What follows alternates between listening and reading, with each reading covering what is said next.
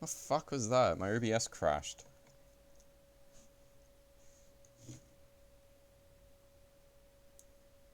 Are we back? Alright, we're back. Fucking OBS crashed. I don't understand why. I guess God just doesn't want me to review this order shit. Someone's fucking paying to get my net down. It should be good now, though. There's Melbourne. Melbourne was a weird city to be in. As my brother and I put it as we entered the city, it's like the fucking Gold Coast without the beach. Yeah, there's old mate whose name I can't remember. Come on. Fucking hated how long it took for production to fucking fix some shit up, though, I must admit. I'd hate to be one of the fucking Mindfreak or Order boys on that stage. And having to wait fucking 40 minutes for your game to start. That's the one good thing about the League guys, is that they start a game and then it's fucking donezo for like 30 minutes. Like, it's at least 30 minutes where you know something won't go wrong. It's hard to fuck up something in League that badly.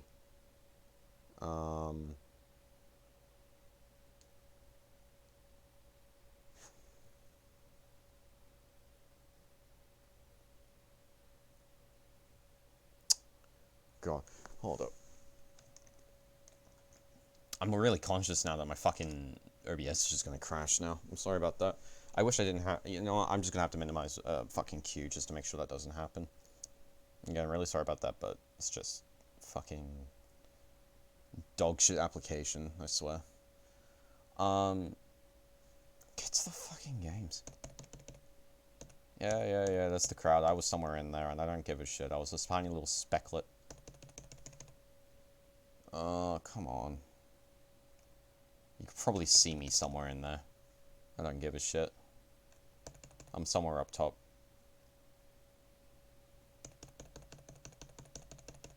Fuck's sake. Look at that, we're already fucking hour in, and we haven't even started yet. I fucking hated the production sometimes. Yeah, there's Addy Boy. There's Bus. I must admit, I don't want to say that I felt bad for Bus, because I feel like that shit's already been worked through, but being the Orisa in this meta, I feel like is really fucking straining. Especially if it's not your first character of preference. I feel like Bus is very, very good at Reinhardt. And I feel like Bus is very good at Bull. And I think Bus is very good at fucking Winston. But I think the Orisa is, when it's a character that can't necessarily do as much individually. You can't just do a hard play as the Orisa. I think there's a slight disconnect between Bus playing Orisa and him being able to perform on it. Not saying that Bus is a bad Orisa. I think Bus is a capable Orisa. But I think when he gets overwhelmed by the, especially Sign Sim, I think he made minor mistakes. This is when all the fucking screen froze. That was hilarious to watch up there at the start. And they didn't fix it for 20 minutes. I think he gets slightly overwhelmed and mismanages cooldowns as a result. Because there is a lot to micro with Orisa in this meta, I think, so far. Everything I'm saying right now, like, I haven't actually reviewed the game yet, but I'm going off memory from when I was playing this in the first week of playoffs, how I felt playing it, and then also how I thought the game felt like from yesterday at MEO. There's Geordie eyeing up his competition. There's the cosplayer. They're trying to buy time.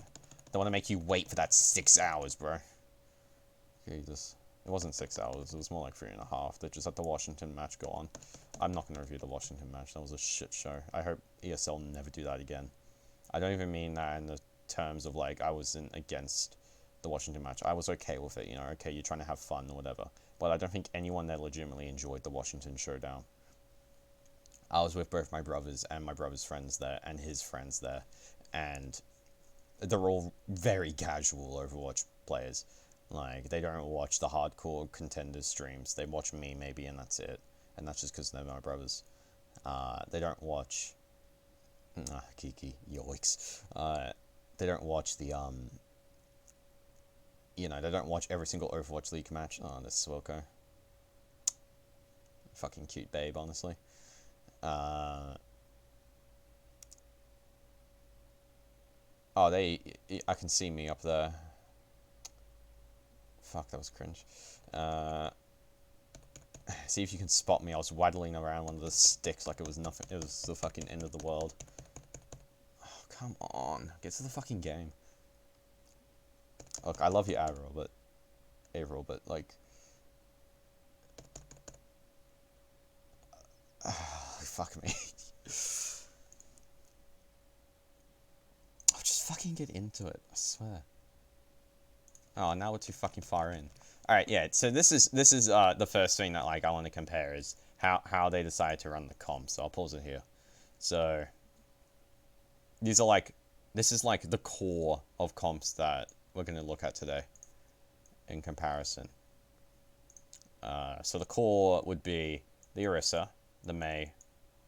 First and foremost, these two are essential. Okay, these two are fucking necessary 24/7 for shit to work.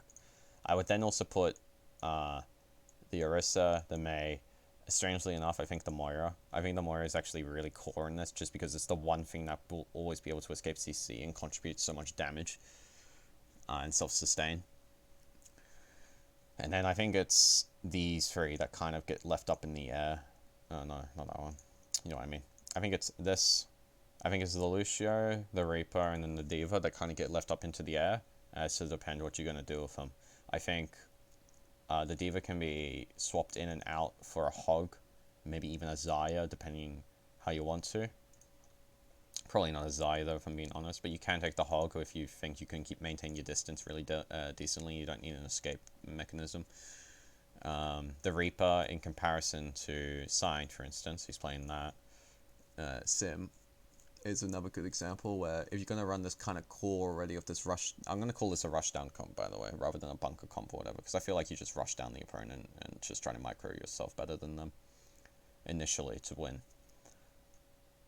based on my limited knowledge about how these comps operate, which is very similar to how goats would operate, kind of, except there's a lot less poke in these kind of comps. I think the longer you poke, the better the Sim one will be, and I think that's legitimately part of the reason why Mindfreak started to lose, because they tried to take too many poke walls rather than engage hard. Is it still going good, right? Yeah, okay. I just want to make sure the stream's actually working. I then think that the Lucio is... I think you can keep the Lucio, but there was a point where Suiker had to get off it to do something, and I can't remember what it was. It might have been a pharmacy swap, but that might have just been because Mindfreak didn't know what quite to do. So I like the Sim one more here than Reaper, and I actually think the Sim one, it might just be better than the Reaper one. Every single time that Signs looked like he got a wall, it just looked like an insta-fight win. And then also in these control scenarios, on these control maps, it let them get to point first because they could TP. And I think like this is already like a good sign of... this is a shit camera angle, but this is already like a good idea of why I think the Order one with the Sim is better than the Mindfreak one with the Reaper, in terms of rushdown comp. Because Signs has just done more damage than August, period. He's already just done more, and we're at the same health totals. And I think Wall is a better ult than Reaper. I think the advantage that August will have is he can do more solo clutch plays. So there is more potential for just raw burst from August, but I think Signs trickle like consistent damage is just a better way to go about it, and Signs damage also can't be denied by Kiki, and Signs also gets more advantage off Addy than August would off anyone else. So I think already Order have a better comp in this scenario where it's close range quarters and you can hide behind cover and hard engage and disengage if you want to, and then just build up a wall and cut down the middle and then win. But If I remember correctly, the first death happens to Bus, and I want to know why, and I think it might be because Bus just gets melted by the amount of poke that Order are doing, and the little amount of damage MF were doing. So you engage, then you need to kill Signs. Bus is dead. I'm actually going to play that back, because I couldn't see fucking shit. Let's actually look at the fucking first engage first. So there are 3 sim turrets. So there's the halt. So there's currently no halt for MF. So we've had 2 shields placed so far. They look like they're both about to go down at the same point. So at this point, everyone's in completely even. MF still have their wall available, whereas Order will not, because Order just used theirs to deny Mindfreak to get onto point in the first place. That Order could set up better, and I think they might have been looking for a split to begin with. So you break wall, you all get sucked together. That's really bad. There's the wall. What does that wall do? Alright, that wall nearly cut off Quartz. If that gets Quartz, then Mindfreak can probably win this, because there's not going to be a shield here to deny Signed. So that's just a really unfortunate wall, I think, as to why they lose this. Because up until now...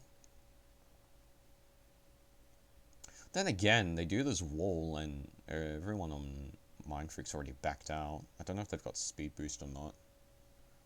I'm going to assume no, they would. It doesn't look like they've amped. I think Orders needs to amp.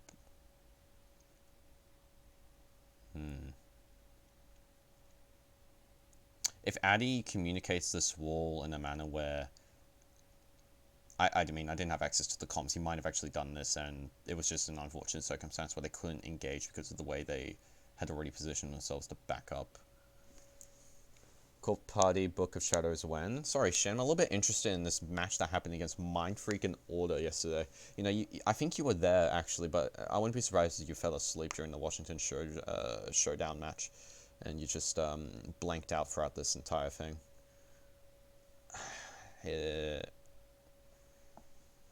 But yeah, I think if this wall is more properly communicated and it actually splits off Quartz, rather than this kind of shitty fucking buggy one where it pushes him up into the air and actually gives him cover against everyone.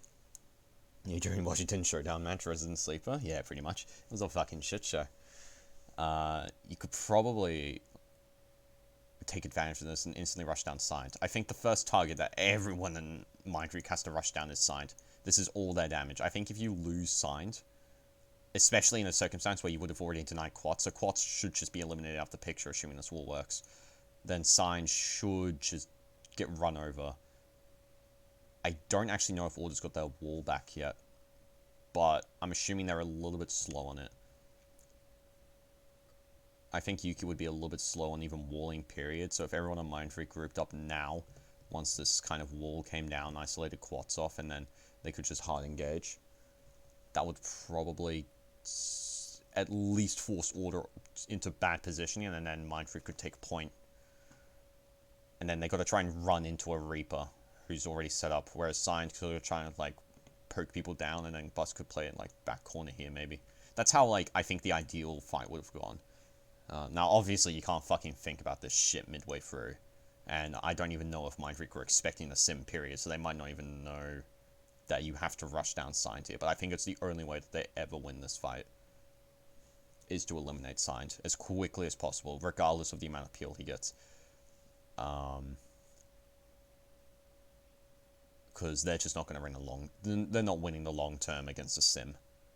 Not with Wall and the amount of just raw more damage Signed has than August. So let's see how this goes. So Bus drops during this, and he's the first one. So he puts down shield. That's a really kind of far back shield. Oh, yeah, okay.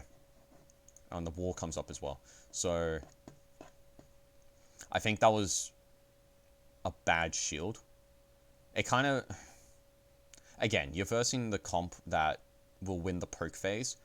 I think you have to just try and be as aggressive as you can. You've already been forced off the point. I think just taking a little bit of point back isn't enough. Even if you need to commit Swilko's speed boost to then just hard engage further with the shield into Signed, run at him as best you can. their wall would have gone down by now, but Quats was already in there, so it doesn't matter. And now their walls come up, so no one can retreat on Mindfreak. Bus gets eliminated, and I think the moment you lose your Orisa, this is very hard to win. And especially when you have a health deficit like this, where Kiki's already at half because they have Sim and you don't. So I think this is just clean up from here, really. They get the kill on Yuki, but I don't think it matters. They do manage the wall of signed, mind you, but they've already lost their tank core, so they're not going to have any good point pressure on anything to attract threats from Order. And now Order have... They fucking forgot to mute chat on stage. That was the fucking most hilarious thing to see. You see fucking Unter typing out all this moon rune bullshit. Anyway, Order's got fucking wall coming up for next fight, so they should just win.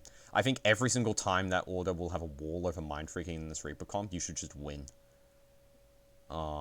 Just cause it's so much more point pressure. It's so much harder to play around. So there's wall, it cuts off like half the damage.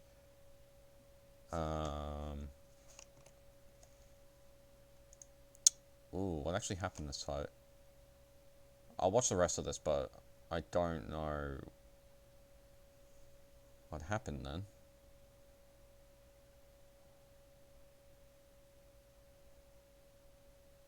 Okay, I'll see another fight. What happened in that fight? So they come in, they wall...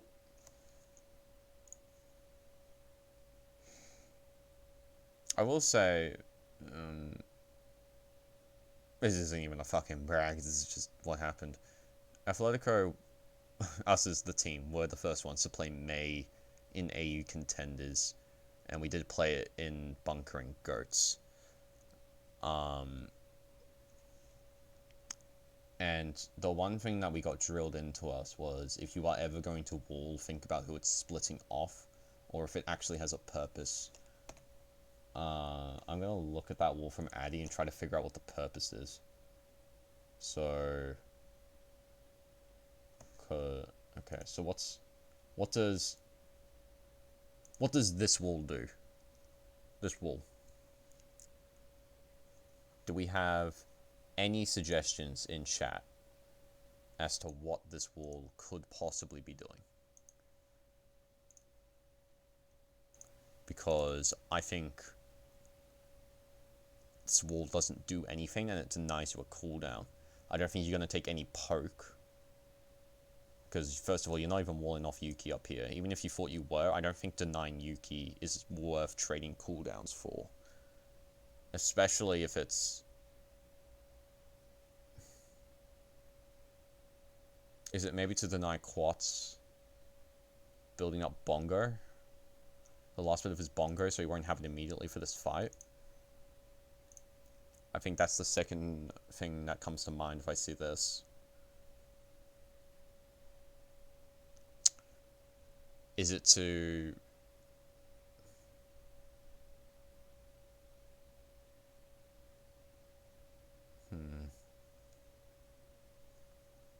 I don't know what this wall's doing that's realistically worth trading its cooldown for.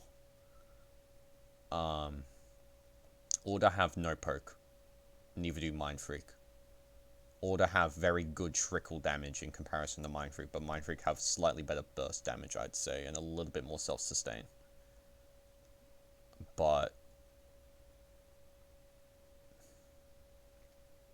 I don't know what the wall's doing. And I don't think you would ever track the fact that Quats is like 80% on his Bongo, and then you would use a cooldown to try and deny that on a rotation where you're already going to be fighting on point regardless. So let's already go on the assumption that you do not have wall for this upcoming fight. So let's look at this wall. So I think wall has a 12-second cooldown. Don't quote me on that. I think it's a 12-second cooldown. And he doesn't even drop it, and he didn't even drop it at the start. I think wall goes on cooldown regardless, but okay, so alright, so they've got it back now. Okay, now this wall is actually much better. Okay, so this wall, what it's doing is it's cutting off signed, it's cutting off Unter in terms of positioning, it's isolated both tanks into the front, so they're about to get ran at. Where's Yuki? I think Yuki's just back here, behind Geordie. And every single person on Mindfreak is ready to run into them. Now, when they run in, how are they dealing with this wall? Because I think this wall is the big question mark. And I think the answer is they don't know. And I think they should just cop the loss. Because even I don't know what you're meant to do. You can't burn down the wall with this comp. You can't deny wall in any kind of regard. I think you just have to run at a target through the wall and just accept the fact that you're not going to be able to do anything to the people on the opposite side. And you just have to hope you can trade out really effectively and quicker than they can with trickle damage through sim. So let's look at how this goes. So there's the wall. There's a lot of suck. I know this is a bad camera angle. So this is sucked in. So Bus's Holt has sucked in Diva. It's sucked in Moira. I think Yuki's just here as well. This is Yuki's wall. This is actually a pretty decent wall, I'd say. It's forced these guys to rotate further. I think they would die. This clump of order that's currently in here would die a lot quicker. Signs just put up his wall to cut down through the middle, which actually really fucking blows for Mindfreak, since that's where August is, so he won't be able to deal good damage until he gets past that.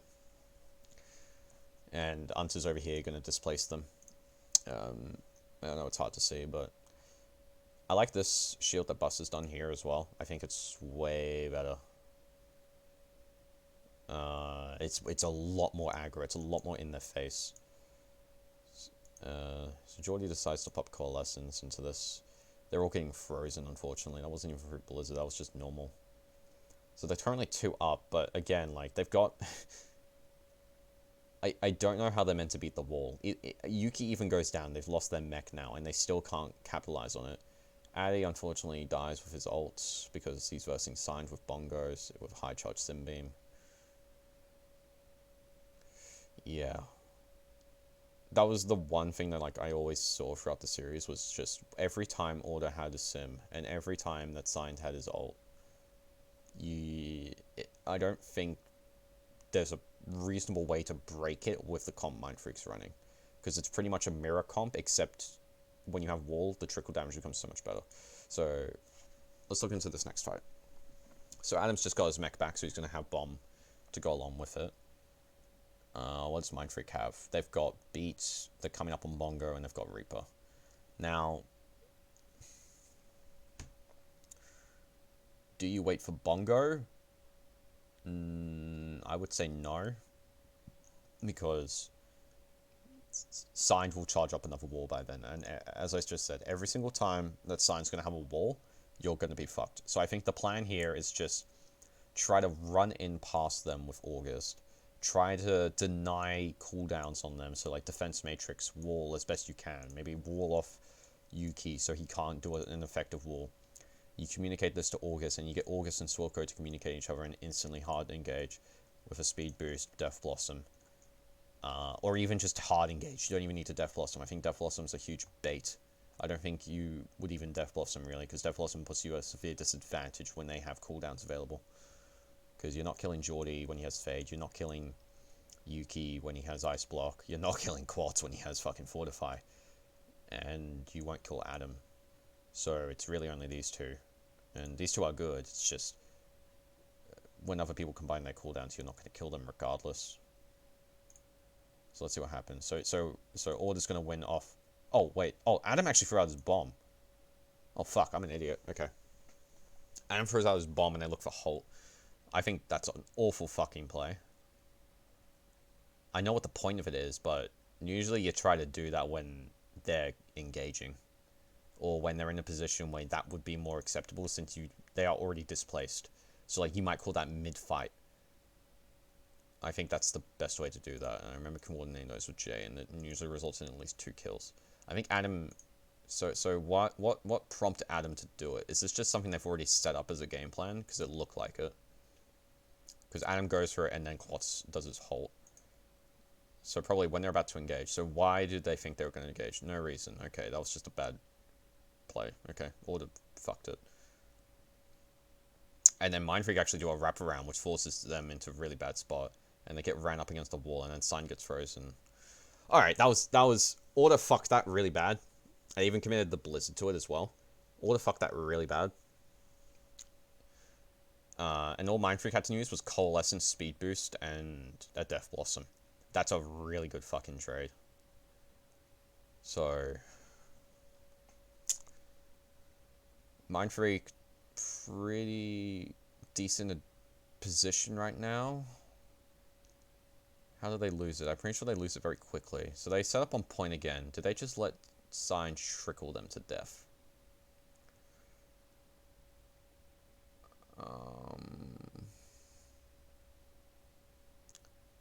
Yes, kind of. Does that trickle to death? What's happened? Okay. So, like I was saying before, advantage here is the more trickle, the longer sustained fights, where you don't kill the sim, she's going to just do more than August ever can.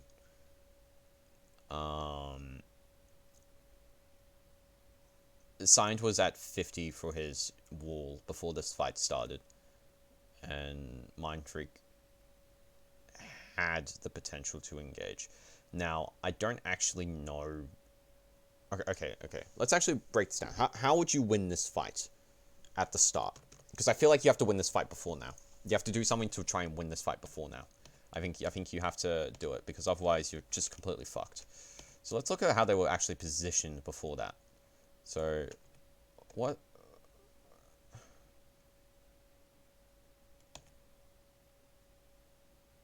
Oh, come on, Q. You dog shit fucking replay. Why are they heading down here? I know why they're heading down here. It's because they have no effectiveness up here. But why not start up here and then drop? Because what you're doing up here is you're giving up ground for orders to walk through. And I think they actually walk through the top right section. Yeah, Orcus has got the right idea. He comes up top. Where are they? Yeah, they've all come up top left. From the camera's perspective. So all of order. So order. Fuck me, that's some god-awful handwriting. All of order are currently over here. And all of MF are currently here.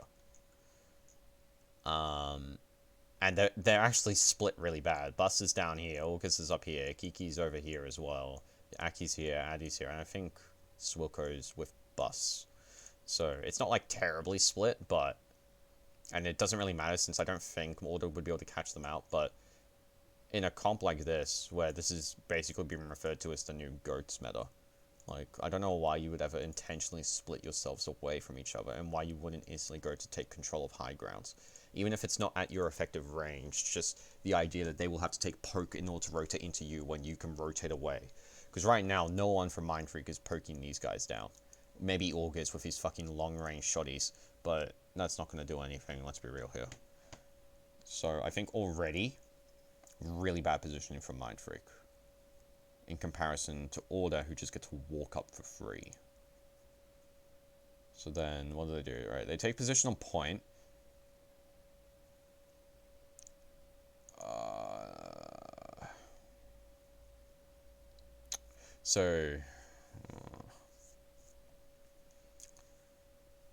Currently no one has dropped from Order. Mindfreak's already taken a bit of poke, but it's not enough to really qualify a fight yet, so let's keep going. I want to see who drops first from Order. Who's dropped? Okay, they've all dropped now. And by all of them, I mean... Okay. So, I think the moment, the absolute fucking moment that someone drops here, you have to go in. Okay? And I think if you're too scared of wall... So the main way that Order would win this fight if you just instantly hard engaged from here into them. And just rotate into them. Take away every single ounce of space they have. Try to force Quats's cooldowns out. Try to force Geordie's cooldowns out or whatever. The only thing that would fuck you is if Yuki managed to split some of you up here.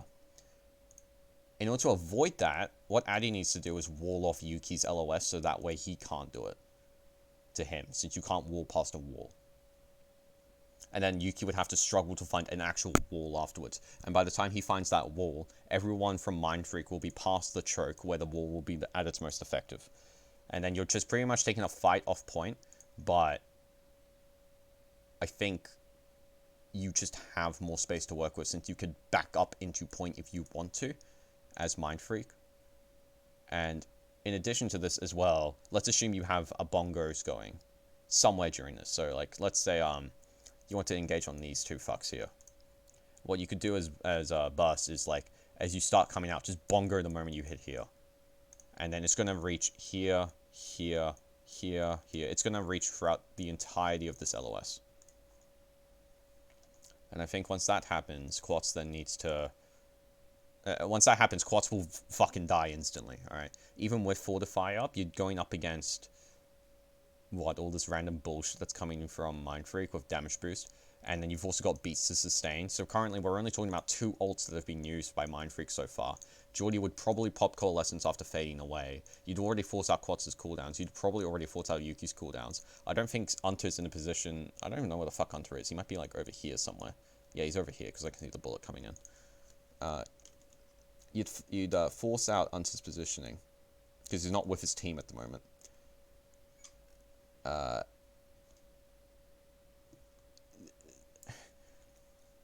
It's like a really contrived play, but it is, I think, the play that would win you this fight, as opposed to what Mindfreak do here, which is let them trickle. Signs goes for the tranny bomb as well, just heads up. I think that's the way you win this fight already. You have to deny Yuki's wall with your own wall, because you are not winning this trickle battle, which is what happens. So let's see them play it out. So Quartz, none of them are currently on point, none of them are currently on point, none of them are currently on point. Mindfreak trying to make the first move with a Halt Bomb. It's not a bad idea, but you're kind of sacrificing everything. I'm not sure why Bus would bongo a Diva Bomb. Is that to break their shield? That might have been to break their shield. Hold up. When does Bus bongo? Bus bongos and Kiki bombs at the same time. I'm not sure why. Bongos and bomb are pretty much doing the same thing here. They're forcing out positioning, except with bomb you can actually force them to die if you halt them all together. But if you halt your own bongo, no one on your team's currently in a position to capitalize on it. All the Mindfreak people are behind this corner for some reason. I'm not even sure why. Bus has just redeployed his shield, and Bus is currently getting pummeled. Bus also now doesn't have a Diva, because that self-destruct just came out. Now, mind you, no one's probably going to shoot him from order, because they're all going to run away from this bomb, and Yuki's going to have to wall it, and they're going to have to use all their cooldowns to sustain it. But this bomb doesn't actually catch anyone. From the looks of it, yeah. So they break the shield. Bomb goes off. Why does that not kill anyone? So Yuki's fine because he's got blocked. These two just hide around a corner. What happened to Bus's halt? Did that get eaten? If it did, he needs to coordinate that better. He needs to somehow figure out how to get it not eaten. Where's the halt? I swore... There's the halt. So the halt's actually pulled in a good chunk of them. It's just they all use their escape mechanisms to get out. So Unter's already still got speed boost. Geordie's still got not coalescence. Geordie's already got Mario Fade. Yuki's got Ice Block. Quartz still has Fortify, so he can even just go around this corner to avoid the bomb, and then he can just duck right back around and regroup with his team, which is what he does. And this ends up catching no one. And Adam's got boosters as well. So if you're going to do a play like that, you need to force out cooldowns first and then do something. And I think the way you do that is with wall. Again, I want to check, has Adin used wall yet? I'm not actually paying attention if he has or has not. Did he use wall? Did he use wall? Did he use wall? Did he use wall? So he's at 20% now. Where's Addy's wall? There's the first hole. What does Addy's wall do? Addy, where's your wall? Addy, where's your wall? There's your wall. That wall didn't do anything. Okay. It would have been a much better wall to wall just here. I think he might have tried to do that. So just cut out the choke point right now, because I either forces... What that's either going to do is it's either going to force Quats to be with the self-destruct regardless, so then Quats will die, since he doesn't have a shield and he's only got Fortify. Or it's going to force Quats into here, because he's going to get stuck around the corner. But then he won't be able to escape because there's a wall in his way. And then he'll die. And then Order should lose because they don't have a main tank. More or less. And then you have Beat to sustain Sign's Wall and Geordie's Coalescence. So I think the play is made with the wall. I just think Addy's fucked the wall, and that's the reason they lose. It's if Addy actually meant to wall like the choke here, way better. If he actually meant to wall back here, that's not a good enough wall, and that's why they lose this initial fight, which is Bongo Bomb, which I'm still not a fan of. I don't know why you use Bongo and Bomb. I get breaking the shield, but I don't think it does enough. Regardless, I mean, you should just break shield normally, if you can. Or you should just use wall, and then bomb. Bomb, and then use Bongo, because then Bongo will survive longer. Like, there's an order of operations here for this kind of cooldown-centric way to do it. I don't think using Bongo and Bomb at the same time is the way to go. But I might be wrong in saying that. Yeah, oh god. Okay, so now as a result that Bomb didn't get anything, and Order were able to regroup, we're now in a position where Signed is able to get a shit ton of charge up, and August is nearly dead because he wasn't in a position to move forward to begin with. Mindfreak do still have their bongos going, it's just...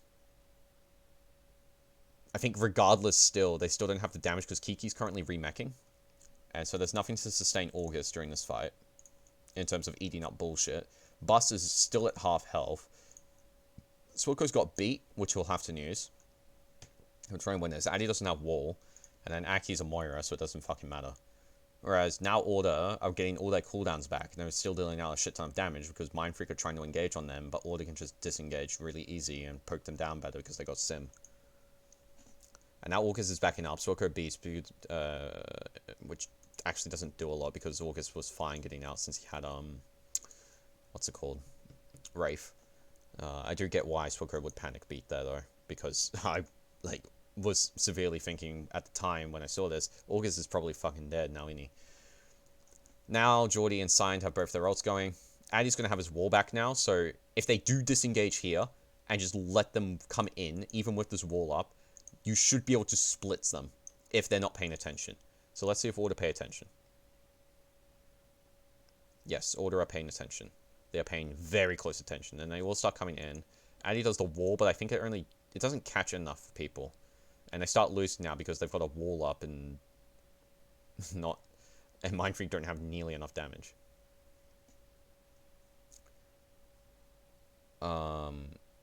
Is my guess as to why that fight happened that way. So I think at the very start of that fight, Mindfreak's win condition, it was a good idea, but either mechanical errors were made from Addy and Bus that fucked it, or they just weren't thinking it through enough. And if I had to guess, I'm thinking they didn't think it through enough since you need to use cooldowns. You need to force out cooldowns first. This is a nice stagger fight, but I don't really think it's worth talking about since, I mean, Mindfreak is just coming into this on characters that aren't very good into what Order are playing.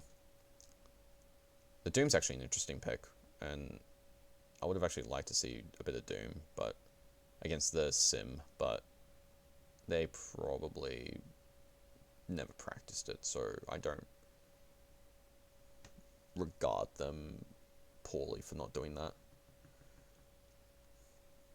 And now here's Order, being Order. There's Geordie, and there's all his magnificent 6-foot freeness.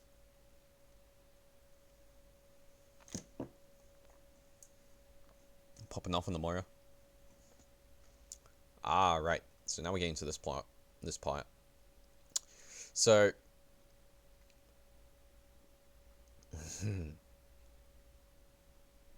actually can't remember exactly what the comps was. I think Mindfreak actually ran out on this, though. And Order ran out on a Moira. Did they? Or was this Mercy? Was this Mercy Zen? No, it was Mercy Baptiste. Right. Show me a good point. Okay. So this is just a straight up mirror comp, except instead of Order running Zen Diva, Mindfreak has alluded to run the Hog Ana.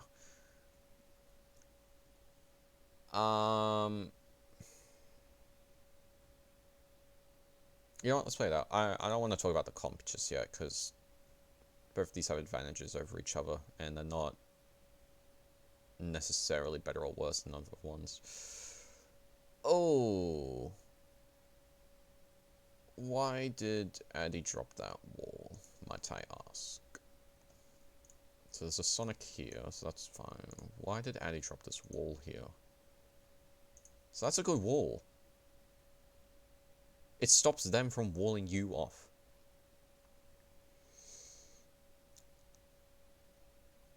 I'm not...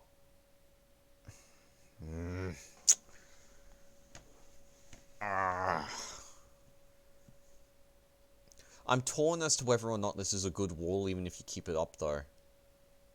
Because you are running a Hog, as opposed to a Diva, so if you get walled off, it's actually a lot more impactful, since it's something they can rush onto easier, since Hog has no mobility. So, let's assume that the wall happens and it walls off these three. Which is what's most likely going to happen, since August would probably be around here. Swilko and Aki can just kind of hang back around here and throw Disc if they need to over to here, and then he can just... Swilko can just tell them, bust Addy and Kiki, you can just stay there and chill for a little bit, just be care. If a wall did come up and split them. I think what you should actually do, though, is... If you're going to get split off as three like this, these are probably the best three to split off, since you're still together as a core. Like, this is still your core tank line, right?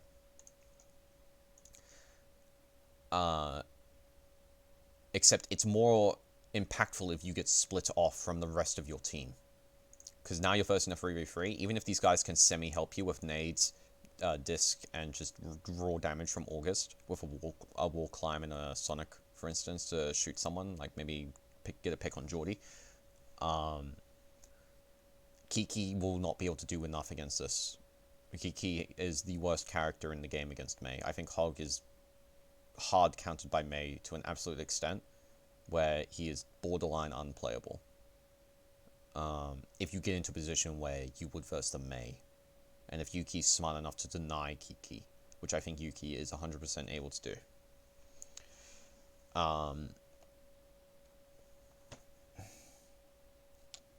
I think what you should do, actually, is intentionally let yourself get walled off the moment you see they have a Diva instead. Let yourself get walled off. Maybe let Kiki break the backside of the wall. But then Addy needs to just insta-counter wall them. Because in theory, you should be able to break your wall first, as opposed to theirs, and then your guys can actually then help you.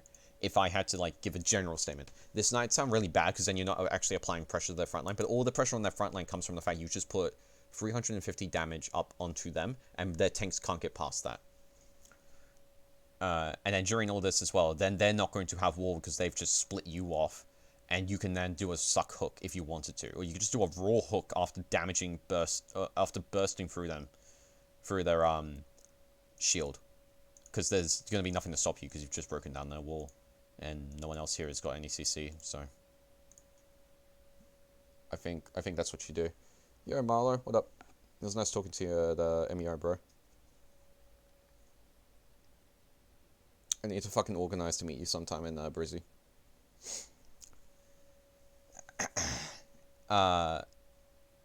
So yeah, I think actually Mindfreak need to be slower on their cooldowns, because they can be hard. They can be more punished for it as a result. For sure, dude, I'd be down. 100%. Alright, hit me up in Discord at some point then. Tad busy right now. I'm running on very low sleep, but I wanted to at least do part of this. Hour in and we're not even fucking past the first map.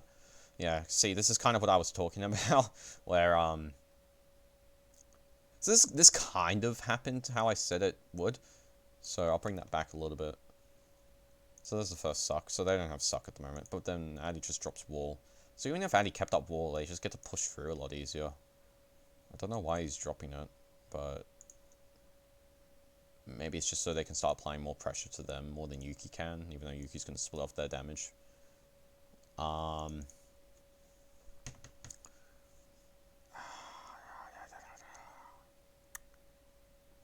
anyway, so then Yuki puts up his wall, cuts off these three, as I said it would, except now Addy doesn't have his wall to counter them. And so as a result, Bus, who's currently discorded as well, I have fucking no idea how the fuck he's meant to survive this, is more than likely going to die. So his shield's gone. I think Swilko manages to clutch it with a disc here, but all the cooldowns have currently been used by MF, so they're probably about to get wall back. So they're maybe a little bit closer to wall now than order. The wall's about to go down, so okay, you're gonna have wall back. Bus has used Fortify, he's used Shield. Kiki has just used Hook. Swilko is about to use Disc.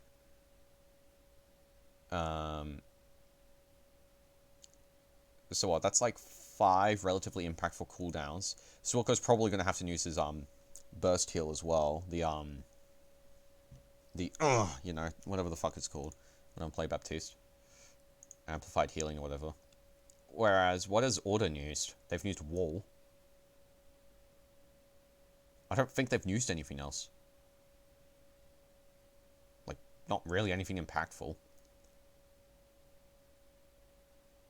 And them not turning into a corner to play against them. And I actually think Order have more damage than them, because they're running a Zen. Mindfreak might have a little bit more damage, but I don't know why you want the damage in when you're versing a Baptiste and a D.Va.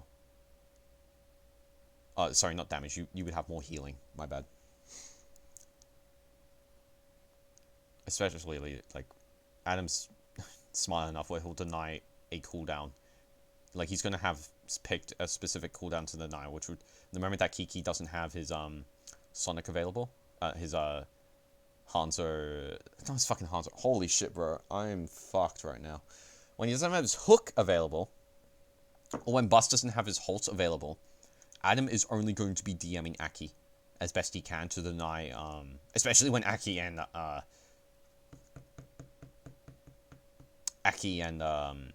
August are currently stacking so badly. Alright, 1 DM just shuts down half your damage, and it shuts down an anti-nade, and anti-nade's one of the best reasons to run Ana. So yeah, I feel like, actually, based on the way Mindfreak have run up like this, they should have just played the Reaper comp to begin with, because they're just super clumped at the moment, and they're trying to fight this close range battle that they will lose, most likely, because they don't have as much damage. And they've already missed the key fight, which is when you get a hook. So, and he's actually also used his ice block. There's the Halt. But this isn't, like, actually too bad. Alright, now that's really bad. What the fuck happened to Bus then? Why is Mindfreak trying to run into them?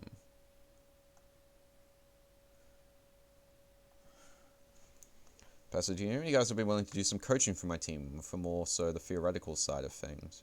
I'm down to do some coaching for your team if you don't mind me doing stuff. At any point, Marlo. Anyone in particular? I mean, I think you could honestly hit up most of the Contenders players now that their seasons are done. I know you'd be better than the guys being considered. I mean, the way that I do the coaching is I'd be very casual about it. Like, I might pop in for scrims and be like, this is just generally what you guys are doing wrong.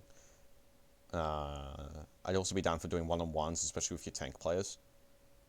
If you would be fine with that happening. Individual people as well. I feel like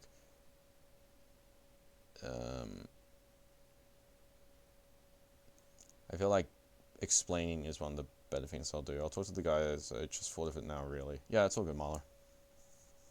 Like, I don't know. I kind of want to get through this review, so let me get through this first, and then I'll talk to you when I'm done. You can just chat me up in DM whenever, and I'll talk more about it then. Okay, anyway. Back to game. Anyway, yeah, I was just talking about how Bus is about to die. Why the fuck? I don't know why Bus is going this aggro. I don't know why Mindfreak have just decided to just ignore a posturing phase in the slightest and just try to do this. They're running a hog. Like, you can just... Neither Quatz's nor Bus's shields are going to last very long against this. And Yuki's not going to want to wall until Kiki goes for a hook. So really what you could do is you could wall off Yuki, suck above your wall, and then you can hook them. I think that's like the best way to do it. Oh, you going to bed, Marler? Alright, see you, man. VOD review, indeed. I just don't know, like... I don't know why Bus is being this aggressive in the first place when he's got a hog with him. And you're running a the non-goats comp, which is being defined as, I guess. Honestly, I'm just going to start calling that comp gunk, because it's goats and bunker combined. So it's just a gunk comp, honestly. And I think it's a very fitting name for that kind of fucking playstyle of comp. So I'm going to call it gunk from now on, okay? Trademark. You heard it here first. So they're not running gunk, and they're also not running, So they're not running gunk, and they're versing a comp which has more damage than them. And they don't have nearly as much sustain in terms... Well, they have more sustain, but it's not, like, consistent enough sustain. And you've also just used immortality. And Bus is leaving the immortality at half health. I just don't know what the plan is here at the moment. I get the wall here. Like, maybe the wall is to try and catch someone out who gets ran at, and maybe they panic, but... I still think they've just forgotten that Yuki has wall as well. So I don't think this just does anything. It just seems really contrary, the comp that Mindfreak have chosen, and then the game plan they're trying to win with it to win. I feel like you got to do one or the other. If that makes sense. And now Bust is walled off, and no one was ready for that, and yeah, now I've just lost their main tank. So they're going to lose now. Yep, they're just losing. Fucking Addy's walled off Geeky. Yep. And I actually think Mindfreak swap here, don't they? They swap to the Reaper comp to try and retake. Or am I misremembering? Aki goes Zen. Is that the only swap they do? Yes, it is. Alright, and now you're going to try and retake against this comp. So now they're running the mirror comp again, except Kiki's now on Hog. I have no idea how a Hog is meant to do anything against what order are on. Like, I don't think you're going to get into your effective range as the Hog. As, not when Bus, like, is just getting pummeled so hard like this. I don't necessarily know if a D.Va's going to help too much, because trying to fight into this long range distance where they have a Zen... Oh, they got Zen for poke, they got Mei for poke, they've got Arissa... Most of this shit's poke except for Adam, let's be honest. I don't know how Mindfreak expect to win with this comp that they're on at the moment. Especially after losing the first neutral. I just think this might be nigh on impossible. And if I remember correctly, I think someone gets instantly bursted down here. Or does someone just get one tap by signed? Alright, yeah, this... Can I just... Oh, no, wait. This is undefeating. Can I just say... The fuck was that? Hold on. Can someone clip this and just send it to Unter? Please? What the fuck was this plan? Unter throws down his fucking immortality and his amplification matrix. Walks past... He throws down... amplification matrix. Walks past his own amplification matrix. So, okay, a bit sus already, but I guess Sign's getting value out of it, along with Geordie from the looks of it. And then... he throws his immortality into the open where they can poke it down. And he's versing Hog.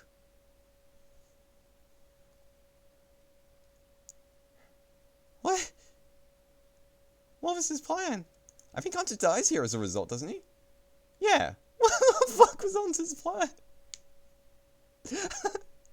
I think Signed wins this for them anyway, but... What? Okay, whatever. That was just a weird play. Yeah, Signed just win this for them here. They're playing into a dragon and they don't have D.Va to micro any of the damage that's coming into them. So, a little bit sus, but okay. Now Mindfreak decided, yeah, now this is where Mindfreak decided to get off this comp and go to the Gunk comp. Which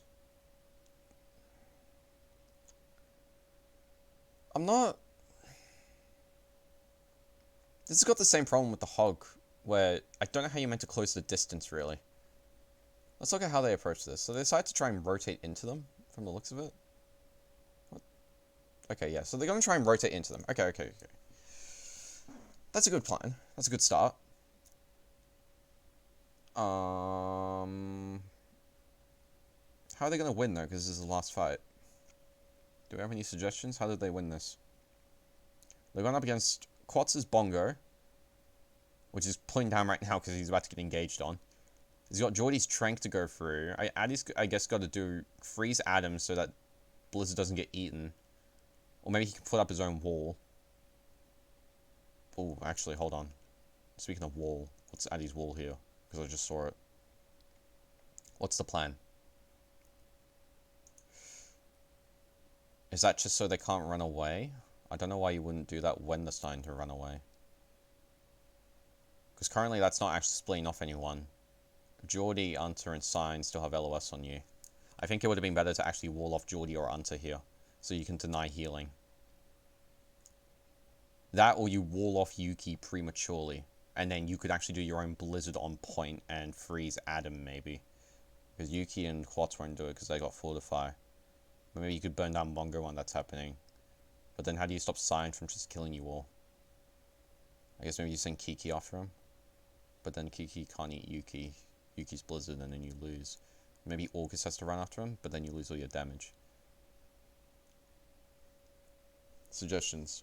So according to your brother, you're not actually 6'3", confirm. I am 6'3", the fuck's my brother on? Which brother are you talking about? Are you talking about the fucking dumbass, or are you talking about the dumbass?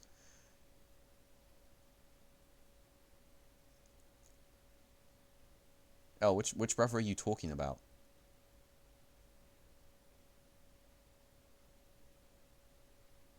I saw the picture he took of you. Asleep. Yeah. You mean the picture where you can't see my entire lanky body? Where you could only see my face? Yeah, you don't realize I'm actually just a fucking head. I'm actually just one head tall. Okay, but why are you so short? I'm not short. Did you see any of the other fucking photos I took? You see the fucking photos that I took of, like...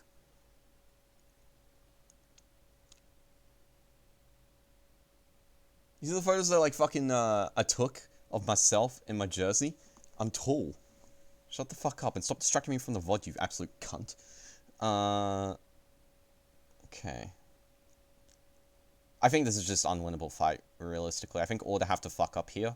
And when Mindfreaks with game plan, I think win conditions evolve around Order not fucking up. That's a really bad way to try to win. Mind you, actually, Yuki's wall doesn't do anything. But they're just gonna lose because Bongo, yeah. That was the yeah. And Mindfreak aren't gonna get a contest now unless they do drastic stuff and stagger themselves, which isn't. This is a good by Order though to push up so they can't do as easy stuff. They can't as easily contest.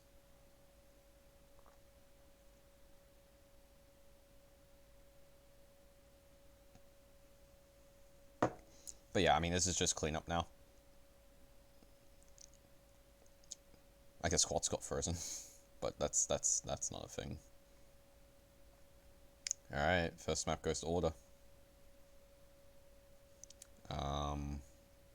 Can't say I'm particularly.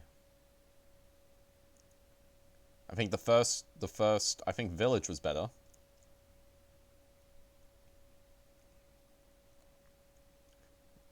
Than Sanctum. Mindfreak didn't look like they knew what they were doing on Sanctum, really, if I had to be honest. I don't mean that in a bad way. Well, I don't mean that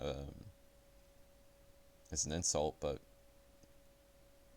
it looked a little bit disconnected from tank line to game plan to positioning to recontesting. There's Joel giving them the belt. Or you fucking cunts, don't fucking run the May Reaper into him, okay, when you're trying to recontest. It's such a bad idea, alright?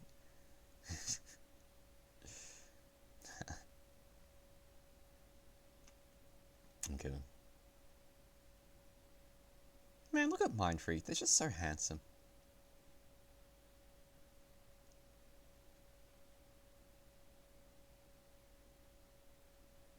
Story time, actually, while we wait for the, Dude, I did not even recognize August. He cleaned up.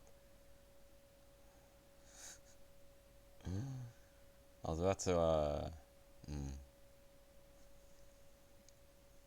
I won't say what I was gonna say, because it's a little bit sus about what I was gonna say, but, yes, he did.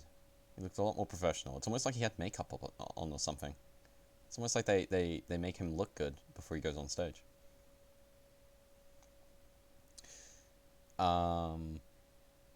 Story time while we wait for the next match to start. When I went to go over to the signings for Mindfreak, it was lovely because I got personalized signatures from like messages put on my little fucking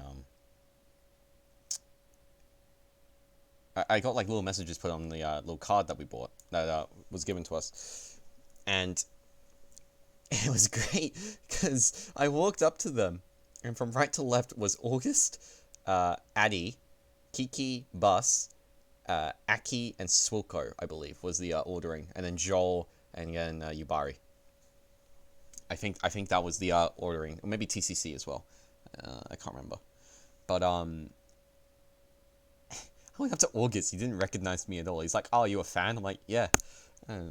Next person, I go up to Addy, and it's like just as he's signing there, he looks up at me and he goes, "Hold on, you're Paso, aren't you?"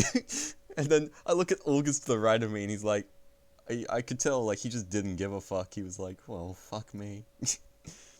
And I met Kiki, and Kiki called me the OG Arissa. That was nice. That made my ego feel real big there.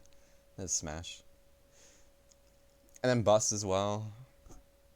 And Aki and Swilko. Swilko called me a fucking weeb on it.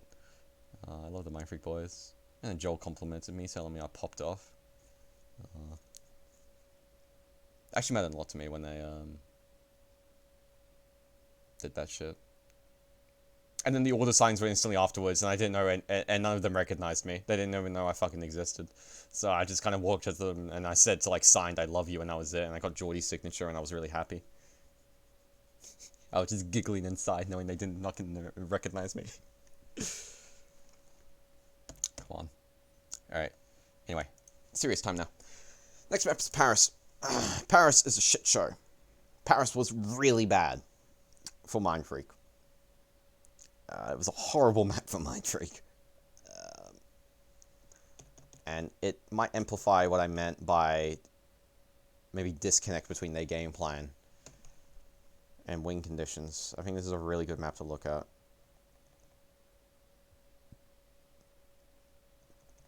So, if I remember correctly, Mindfreak were defending first. Hi, Paso and L. Hey, Po. How's it going? Po, why didn't you go to MEO?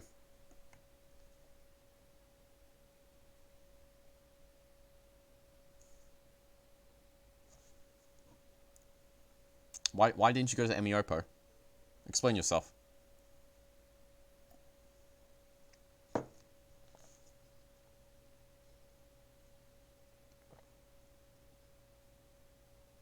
$400 plane tickets did not seem worth it. I mean, that's fair enough. I only spent, at the entire thing, for the entire thing, I only spent $250. Mom and Dad paid for my plane tickets down, because I told them it was a great way for me to socialize. And then I got to stay with Goob, so I didn't have to pay for accommodation. Then all I had to pay for was food. Legitimately, a third of the money that I spent went to the Mindfreak jersey that I got. It was so good. I actually fucking loved MEO. It was the first event that I've ever been to that was like, you know, that sort of thing. And I thought I actually wouldn't really enjoy it as much as I did, but it was fucking great to meet a bunch of cunts that I knew online. And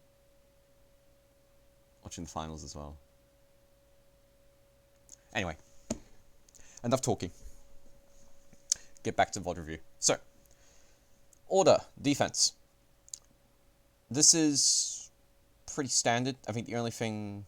This is pretty standard. The only things worth considering are Geordie on a Zen instead, and then Adam maybe on a Diva instead. But again, like on the poll, as I was saying, it's arguable whether or not that's actually better or worse than the Zen Diva version, or whatever the hell you would run in either of those cases.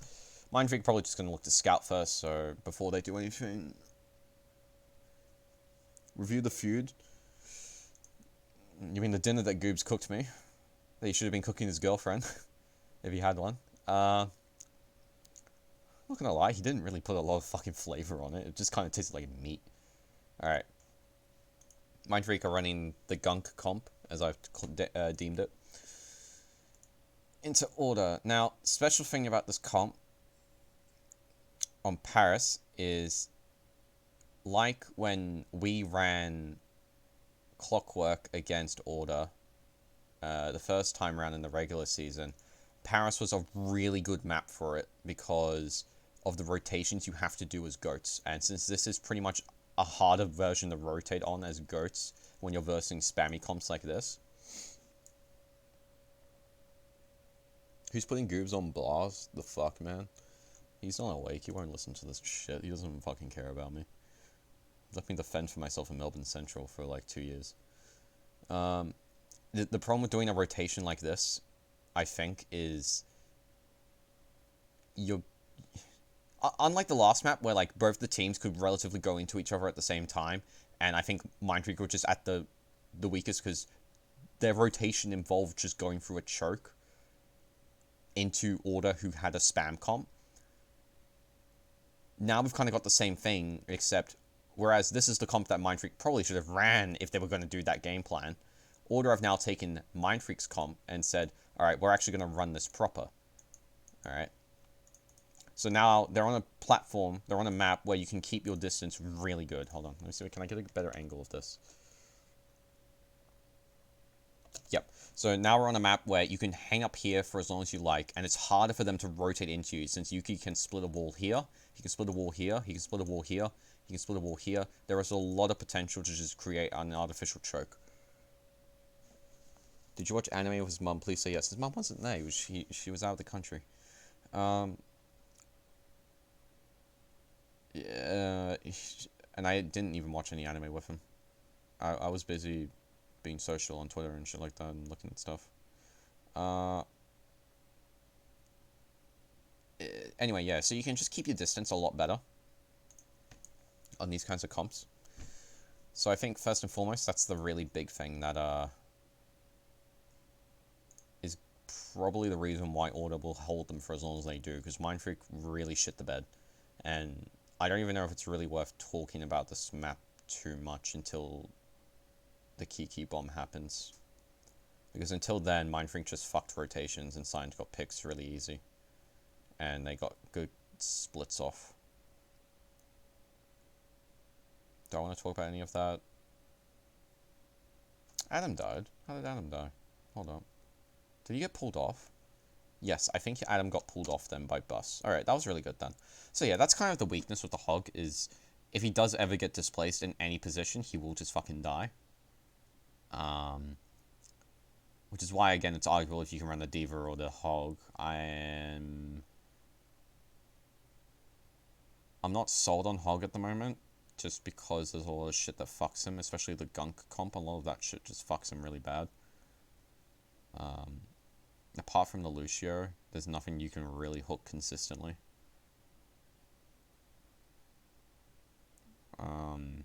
Without already forcing down cooldowns, but that's really hard to do. Kiki popped off so hard. What's happening with Athletico next season? That's 5 months away, Poe, so ask me in 3 months. And yeah, I do think Kiki actually popped off really well. I think overall on Mindfreak, I think the best players were maybe Kiki. Like for the entire series, were Kiki, Swilko, and August in no particular order. That's not saying that Bus, Addy, or Aki did badly. I think they all had moments as well where they demonstrated fucking excellent competitiveness. But I think in comparison to Order had just pretty much everyone step up at some point and do something really fucking good.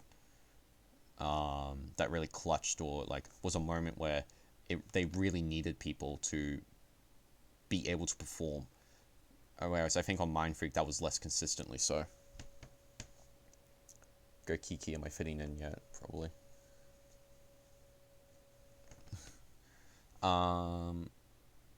Anyway, yeah, so Adam got pulled off here, and he's taking the mortality, so it's actually taking them a long time to kill him, even though he's frozen.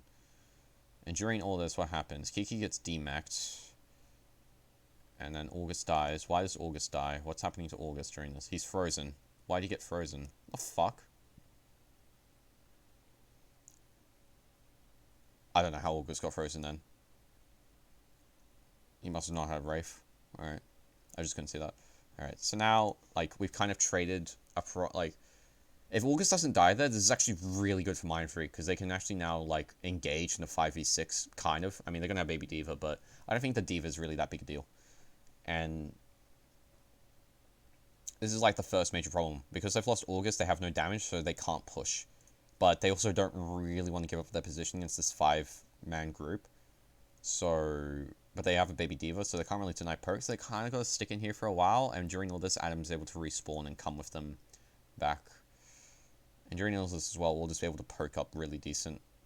And the longer these perk phases go on for, the better it is for Order, since I'm just going to be able to build Amplification Matrix, and Sign has potential to just get a nutty pick out of nowhere with Chaotic. With, like, just the chaos that is Hanzo, and, you know, you see all this shit as well. It's like, that was a big anti as well. Yuki fucked that then. I don't know what Yuki was doing here with this wall, actually. What did that do? Why did Yuki do this? Why is Yuki doing this? He has a Sonic there, he even knows where they are. What's the point? He must know August is coming back now. People should be communicating that. Or are they gonna... Well, Adam's not back yet either.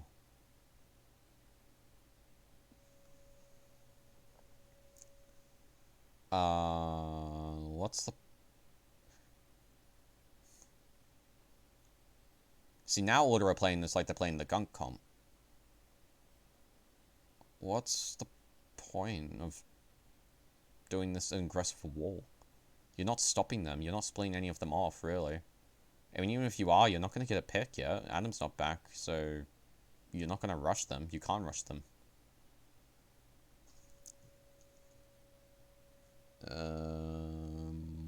I think this is just a straight up mistake from Yuki. Like, he's so far away. The team isn't even fucking next to him during all this. So now all of Mindfreak have actually regrouped now. And Order are missing their Mei. And Adam's still in their spawn. So in a way, this is a fucking 4v6 at the moment. So Mindfreak should just be able to run into them right now. They need to be able to develop a plan right now, a plan of action, and just go, all right, we're going to rotate into something and just go for it. And why did they go that way? Hold on, excuse me? What are they doing? I don't understand why they've come up here onto the platform out of police. There's a lot more distance to close if you do that, and there's not nearly as much cover. I feel like if you go through here, this is a lot better. You could even, like there's cover going through here into a mega health pack, and then you can come out here really easily. August could even teleport across here, and they're still missing Yuki, so there's no fear of wall. Adam isn't even over there yet, really. He's over in police. If they rotate through here, understanding that Adam isn't back yet, they could even catch Adam and then make this a 5v6, and they should a 4v6, and then they should just be able to capitalize and win off that. I don't know what they're hiding for, though. And then they go up through police onto platform, and Signs gets a random headshot, but I feel like that could have just been avoided by going through the rotation into Mega, if that makes sense. I hope everything I'm saying so far has made sense to everyone. Like, this was more like a one for me to, like, try and examine maybe why people were losing in the win conditions, but I do also want to, like, make it at least valuable education, if people are even interested in that. I hope some of this isn't going over people's heads. Alright, this was the Macca's play of the game right here, apparently. Again, what? Why are they... I don't know why Mindfreak keep going up onto platform with police when they're on this comp into the spam comp that Order are running. I feel like there's a better rotation than this. Like, Mindfreak don't even have any ults. They've got Coalescence and that's it. And they can't run at them. Like, there's so much positioning for them, for Order to run away into. And just poke them down as they come in. And that's what happened. Like, this is why Sign's able to do this crazy shit. Like, this looked really impressive until you realize Sign's not getting contested at all by anything on Mindfreak. The tanks on Order aren't getting contested either, because there's such a rotation that Mindfreak have to do. That's not saying bad about Order. Order are playing this really well. They're keeping their distance, but... I mean... Order were down 2 players earlier. And I think Mindfreak just did a bad game plan there. I don't even know what it was, but I don't think it's the point of the comp that they were doing. So there's the wall. It doesn't wall off Yuki, so Yuki manages to get a nice one off. It's actually not too bad though, since everyone's alive. Yeah, Mindfreak are currently split, and they've used cooldowns, but sort of Order, and they've just used an ult, and they've used walls, so it's not too bad, I think. Yuki does a blizzard. This is where Addy gets the double tap and the lag. This is the Kiki bomb. Really good. Kiki and Bus coordinate this whole bomb way better than the one they did beforehand. Again, though, they used Bongo. I don't know why... Oh, actually, Bus might have just Bongo to Bongo. Yeah, Bus just Bongos to Bongo, and then Kiki's probably saying, like, can you hold, can you hold? Because I think he halted at... No, that was just actually a good bomb from Kiki, ignore me. Never mind, Bus had nothing to do with that. Bus and Kiki, yeah. That was just Kiki doing fucking excellent. That's the only reason they managed to cap first, by the way. They spent a solid 3 minutes twiddling their thumbs, not doing anything. Even when they had severe advantage. At least, that's how it looks. There might have actually been a reason why they were weighing it out, and I just haven't seen it yet. Maybe there was a game plan, and they just were trying to come up with one. Maybe they were just trying to think on the fly and improv, because they didn't expect Order to run that comp. But that's kind of what I'm reading of the situation. Now, they've decided to come in through the left room, and they're currently pretty decent. They only used tank ults last fight. Arguable if he even needs to use Bongo, but I think it was a good one to start with. And then the Kiki bomb kind of saved them using everything else. So how do you want to engage this fight? Well, probably best if you try to force cooldowns out of Order first and foremost by doing something, probably using Coalescence, for instance. Maybe you try to wall off someone, wall off Yuki, try and split him away from the rest of his team if you can possibly do so. And then Quats can, well, most likely Bongo in response, and Aki can Coalescence down the Bongo. Yuki might be able to wall off Aki, but then you've just used your cooldowns, and then Suiko can speed boost August into you. Speed beat. At this point, Addy should be looking to freeze Adam. He'll probably have his wall back by now as well.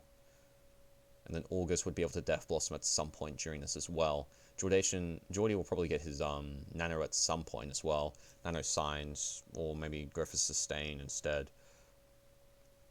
That's kind of how I would break down how the next fight's going to go. Overall, I'd give the edge to Mindfreak, but Mindfreak, I actually think fucked this really bad somehow, and I can't remember how. But if they are going to win, this is probably their best shot at it, since how sloppy first was. So they do a hard rotation, because they're trying to avoid wall. So they hard engage, the wall comes out from Yuki. Oh my god, I'm going to need to go back over this. What just fucking happened?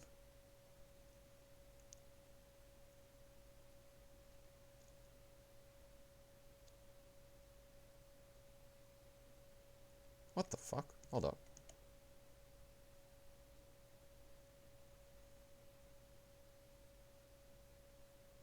Hold up. What happened? What happened here? Okay. So Mindfreak, I think, again, aren't respecting Yuki enough in that they're just trying to, like, avoid the wall, I think, just by hoping it doesn't affect them too badly. So Quartz should be bongoing about now, and I think he will. Once they start actually hard engaging. Jordy's now got his nano. So there's the wall. Don't actually know what that wall from Yuki did. Did it even do anything? Yes, it split off some people. It split off Augurs. Yeah, okay, that was good. I think Mindfreak could just use their speed boost as well. So that was good. That was good from Yuki. Quartz Bongos. Swilko beats in response. That's fine. Where is Aki's Coalescence in all this? When's it going to come out? Because if I had to guess, it has to be about now. Adam's at half.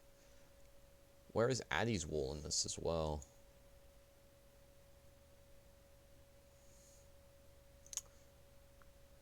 Okay. August is nearly dead. What the fuck happened to August? Signed's nanoed at the moment, so where's Signed?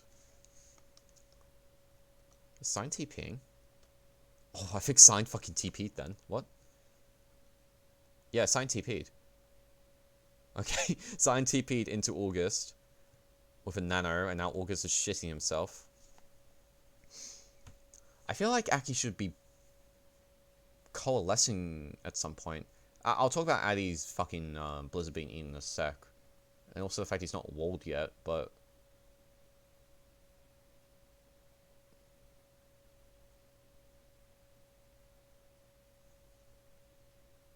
This coalescence is weird. I feel like you should just be using it. I don't know what Aki's holding onto it for. I guess maybe to wear off the beat, but I feel like you could just use it for damage and follow-up damage here, and you, like, target down anything and it's good. Like, Jordy's got a, he's on Hana. It's not like there's a lot of splash healing. Like, healing effect overall for the entire team. And Bongo is in play. You could just coalescence down Bongo.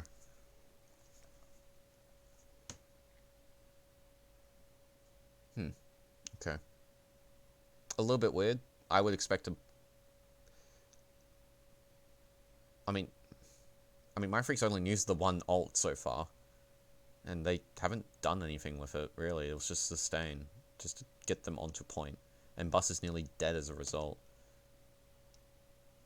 And August is nearly dead because he's finding Nanoed Reaper. Alright, so let's talk about that eat now. So let's look at Addy. Let's take a little look-see at Addy. So Addy realizes that Adam's going to eat up his May ult if he's not careful with it. So he wants to go freeze Adam, which is the right play to do. So Addy's walking up to freeze Adam. Adam shifts away. Once he comes away, he looks instantly down, sees Addy. Addy messes up, and he gets his ult eaten. Now, this is kind of like a running theme, and I think it's maybe on Addy for not realizing this quick enough, and also on Adam for being really smart with D.Va. There's a reason why Adam is pretty much considered the best fucking off-tank in Australia right now. But that's not something that... There's only one way the D.Va could have gone, and she hasn't used her DM yet. I think if you actually think about it, this isn't Adam playing great. This is the only thing Adam can do. I think Addy can just hold on to this or just wall. He still hasn't used wall to my knowledge. He can just wall off Adam and then instantly go for it. Because then Adam can't eat it through a wall. Am I being dumb? Or... Like, I feel like... I don't want to, like, be mean to either Adam or Addy here, but... I think Addy didn't think this through enough, and I think Adam would be given too much credit for this. Because again, this is like the only thing Adam can do. good that he's doing it.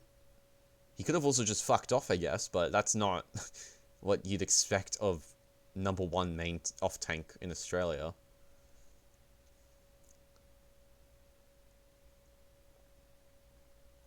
It also kind of hurts that August isn't there, by the way, to deal any damage. I feel like if August was there with the team to kill shit...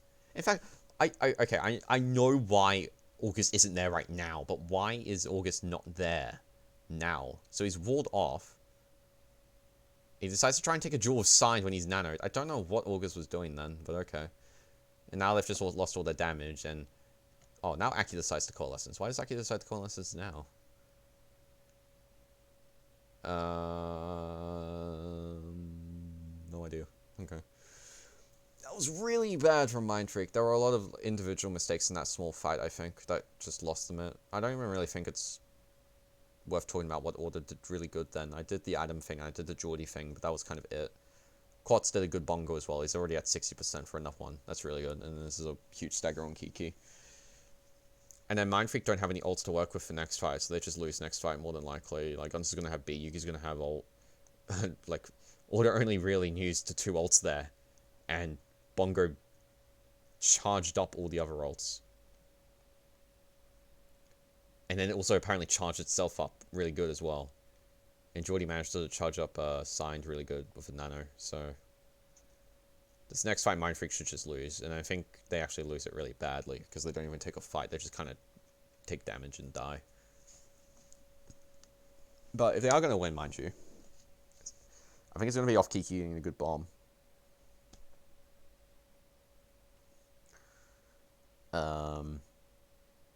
Alright, this is when August tries to go for that flank, and it nearly actually really works, but... Again, he's not forced out cooldowns. I don't know, like... I just don't know why Mindfreak are doing this, where they're not forcing out cooldowns, really. August has complete LOS on what cooldowns are being used at the moment. And the rest of his team are probably telling him what cooldowns are being used at the moment. Like, I actually think this flank is a good play. I think this is an okay play. This is a play that Order wouldn't expect. This is like one of the game-winning plays you would do. Especially when you are at such an ult disadvantage. This is something that you need to do. You need to try and do a hero play like this. But I just... Like, Signed hasn't used Wraithed. August knows he hasn't used Wraithed. He knows Yuki hasn't used his Ice Block yet. He knows Unter has beat. He should be tracking as well if...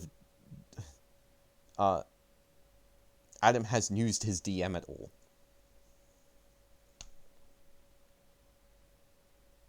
He just... I don't know. That play was, I think, really good in theory, but a couple of very poor decision making there. And that's just not on August, by the way. I'm sure the fight in the background helped, but when you don't have your main damage dealer there because you're trying to do a hero play, or a yeah, I don't even know if you could call it a hero play. That's really, like, important to distinguish. I don't think that other fight fucking mattered at all, because the main damage source wasn't even there. They're fighting a 5v6. Yeah, and then they just lose to a bongo, and that one's not even worth talking about. They just lost to a bongo. Maybe they could have won it if they'd committed ults, but do you really want to commit ults when you have 40 seconds? Like, that's guaranteed last fight. This is probably guaranteed last fight, but... It's better than nothing, I guess. At least this way you have ults to work with, and you can regroup decently. So now Order... Now, this is the next fight where Mindfreak have the best way to win, because they have 5 ults. And... it looks like Order keep booming them in neutral, so... more than likely, Mindfreak need to win off an ult status advantage. There's the ult. Good that Addy decided to commit his Ice Block instead of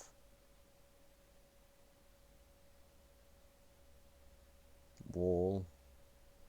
Yuki tries to wall off Addy. That was really smart. Shame it didn't work. Where did... So Suiko's just needs speed boost to engage and get onto point. August is coming down through main. I think that's because he got late spawns. Everyone else is grouped up onto the right-hand side there.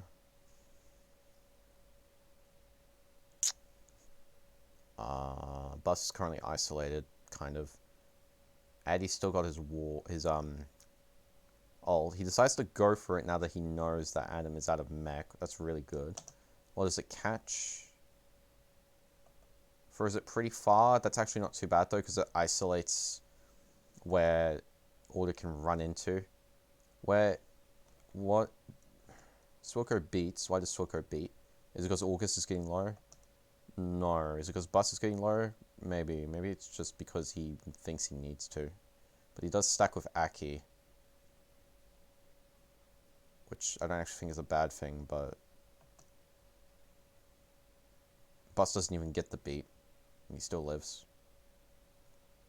There's Sign. Sign dies. Good.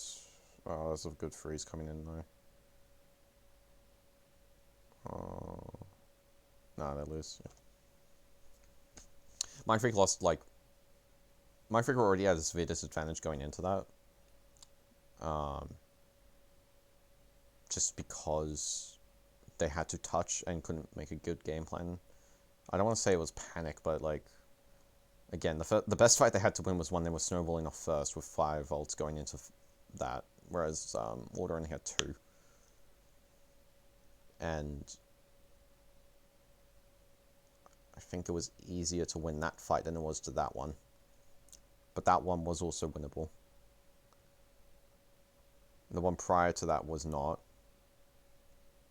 And I think it was good they didn't try to take that fight. You just cop the L the moment that Addy goes down, you're not winning that. And then, yeah. But I think overall, they would have done a lot better if first just been more clean from them, from Mindfreak.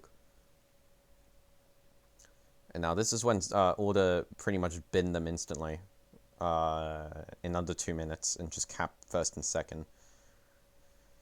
And then, if my knowledge is correct, they run the gunk comp into them. So this is literally the mirror.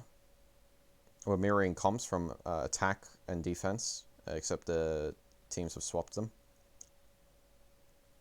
And we're going to see the very minute difference that Kiki puts in. That now we're going to see like how to not run this comp from Mindfreak. And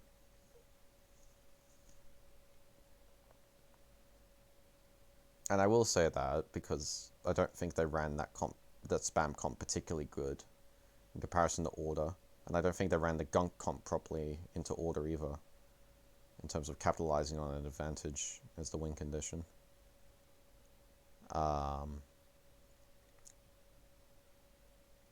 Okay, so let's take a look at positioning. That's pretty solid. That's okay.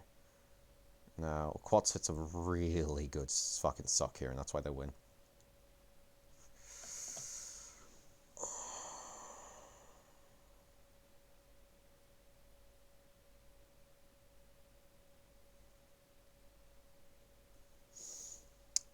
Do I think this is bad from Mindfreak or good from Order?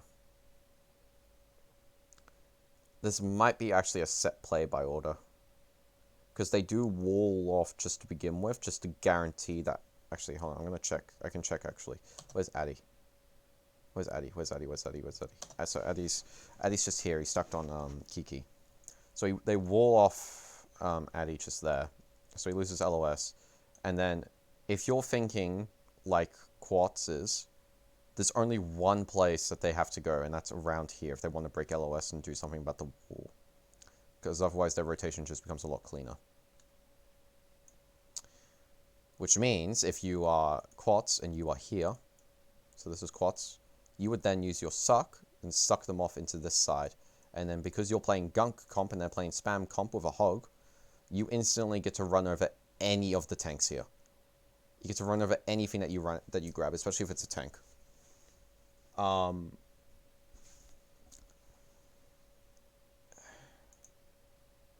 So I want to say this is good from Order, but at the same time, in retrospect,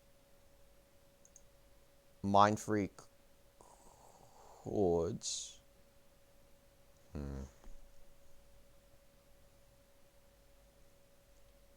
Actually, you know what? They probably played that best they could, despite that disadvantage. It's just Kiki's dying too quickly now because... Actually, not even Kiki. It's just everyone else is dying now because of that. It's like the case where, like, because that happened, you would want the Diva instead. But, yeah, I mean, they just instantly lose first off that great wall from Yuki, and then they get the suck off from Quats. They get the pull off from Quats, I should say, actually, not the suck off from Quats. That sounds absolutely disgusting. Now they're going into second, and Mindfreak decide to swap to the Gunk comp, and they're going to lose as a result because Order have more momentum than them, and they're going to be able to build up ults. Although in saying that, this is a more or less straight up neutral fight if they try to take it really early. But Order more or less just have a severe advantage going into this fight, so they are predicted to be the ones who win it. Order use their wall. Then use their shields. Addy uses his wall. That's an okay wall. It forces them to go into a corner. Don't really know where Mindfreak are going or why they're backing up so hard. Well, I do actually get why, because they don't have ults. Signed actually dies. Bus dies. Why does Bus die there? Why does Sign die there, actually, I should say? Is this just miscommunication? This looks like miscommunication. He's currently got a Bongo and a, Coalescence on him. He doesn't even Wraith. I think he just didn't expect to die then. He didn't expect the hard burst. And he probably wants to save Wraith for something that's more threatening than that. So that's why Sign dies. Why does Bus die now? Oh, Bus gets walled up. Alright, well. Not much you can know about that. That was just fucking good. And now they're getting ran over because they have no main tank. Oh.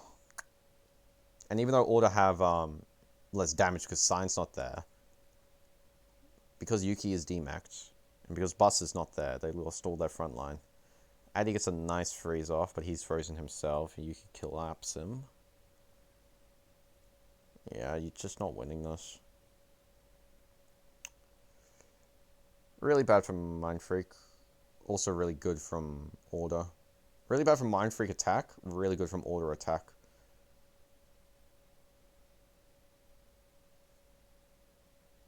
I think is a good way to put Paris. I'm not actually sure how much longer I was going to go through all this. I mean, there are only 5 maps. I'm halfway through. Yeah, fuck it, I'll keep going. I'll go until I finish it all, pretty much. It's not going to be that much longer. It's only like an hour and a half. Oh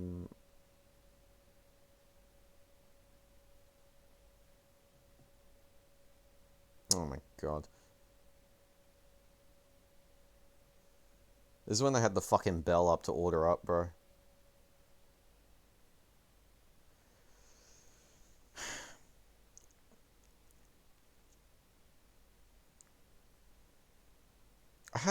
Who was it who was talking to me? I can't actually remember who it was.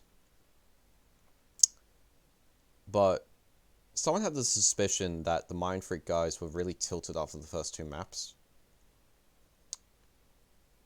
And that's why they performed less desirably than they should have, is a good way to put it. Those weren't the exact words of the person who said it, but I'm not the biggest... She fucking dickheads. The Order Boys are the weirdest, just most cringiest fucktards, I swear. I mean that in a nice way, by the way. It's nice that they got personality. It's like the I'll tell you what Order are, what I view Order as. I think they're like in WWE. There are 2 kind of organizations. You've got the I can't remember what they're called actually. Fuck. You got heel and it's heel and something else. I actually can't remember what it's called. But pretty much heel are in WWE, they're like the like bad guys who intentionally do things, you know, to stir up something up, to create like a storyline, for instance. I like to view Order as that, And I actually think it's kind of cool that they do that. I think Order understand that they're not the most terribly liked organization in terms of Overwatch. Not that everyone on it's a bad egg necessarily, but the way they play up for things, the way they treat things.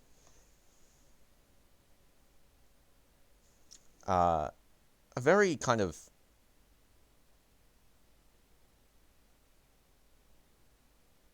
I want to say most of it's an act in how they their attitude towards things. Whereas Mindfreak are the I legitimately can't remember what they're called in WWE, but they're more like the polar opposites, where they're the like ones who like try to take down the baddies, right? They're like the underdog, you know, and they're the team that like usually you root for because they're the ones who are, you know, trying to take down the top dogs, and that's usually how it works in WWE, to my knowledge. But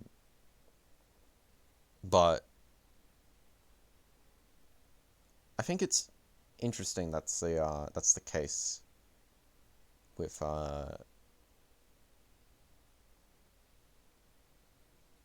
Order. I don't necessarily view everyone on Order as a bad person in terms of their attitude towards the game, like maybe others in the scene, but I think they can be entertaining at times. And ultimately, if you're going to go into esports, you're going to be run by an organization. That organization wants to be the most marketable organization they can be. And I think Order have a lot of marketability in their players and their performance.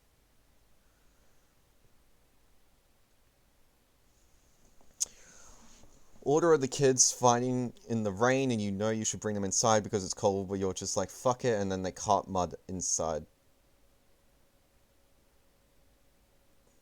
The caster's headsets looks insane. Tiny ear cups and huge-ass mics. Yeah.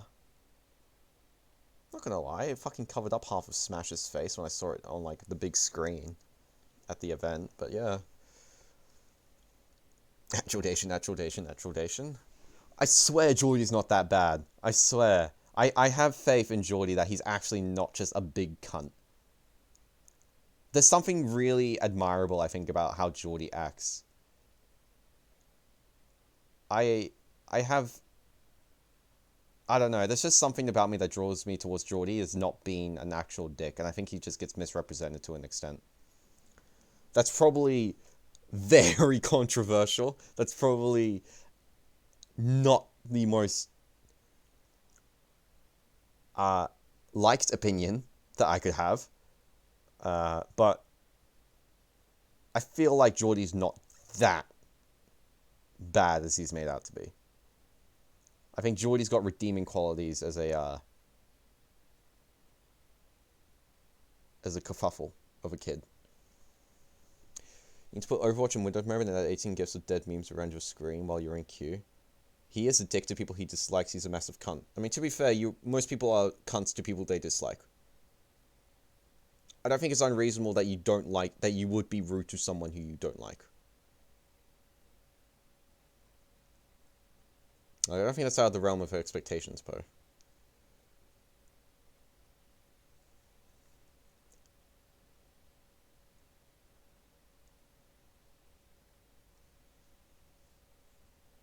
I mean, to be fair though, when you put Overwatch in windowed mode, with dead memes, I think that's actually because the way that they're streaming, they have to do it because they have a second monitor. I think that's how it works. Like, I actually think it's legitimately something they need to do on stream, and so you might as well just fill it up with whatever you want. I might be wrong in saying that, but maybe they're just bad at streaming. But I can't fucking talk shit. I stream visual dating novels at 1080p, so. But so far, I think good explanations as to why Order are winning so far and why Mindfreak are not in terms of win conditions. I think Order just have a better understanding of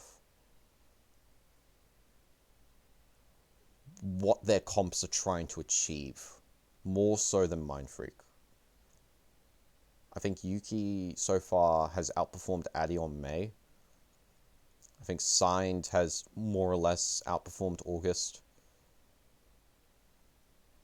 think Quartz has outperformed Bus. I think Kiki and Adam are actually relatively close. Adam's obviously doing better because he's on the team that's winning right now, because the other people are playing decently, but yeah. Why have you stopped? Has my stream just killed itself? Did OBS just fucking crash? Hello?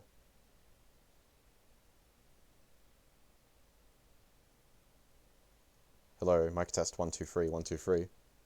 Hello? Fuck you, fucking Q, I swear to God.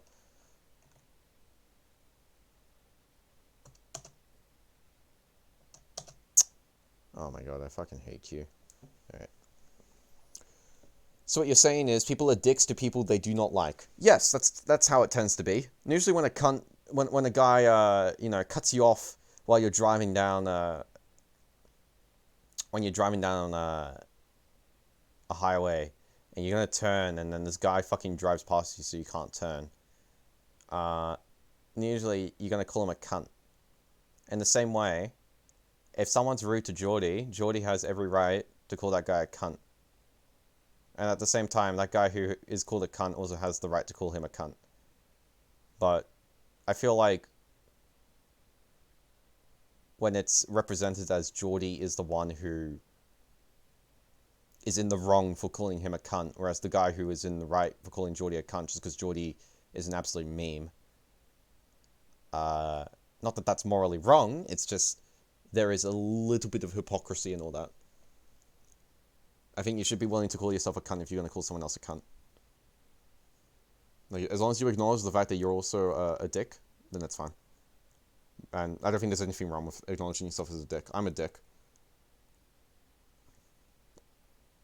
I'm a dick. I'm criticizing fucking people on a grand final stage when I came 6th place in Australian Contenders. Like, I'm trying to make sense of this, and I am streaming this as well.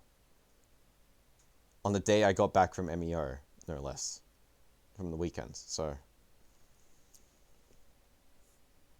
I'll read that out in my Australian voice. Can't swipe me off at Wollabong Avenue, mate. Fucking went down to the bottler with my new Centrelink money. Fucking dickhead. That was a horrible voice. I've not done the fucking voices for a while. That probably was not a good Australian accent.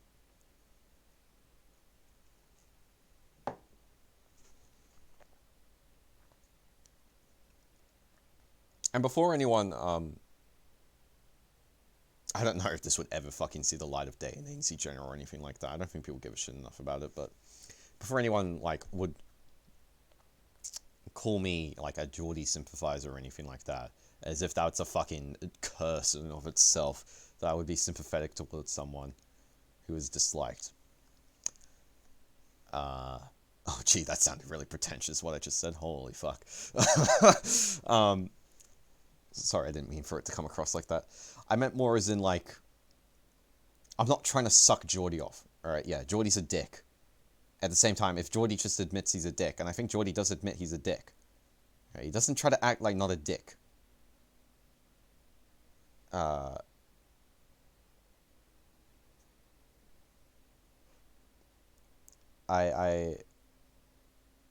more or less just saying that because that's generally how I just feel about it.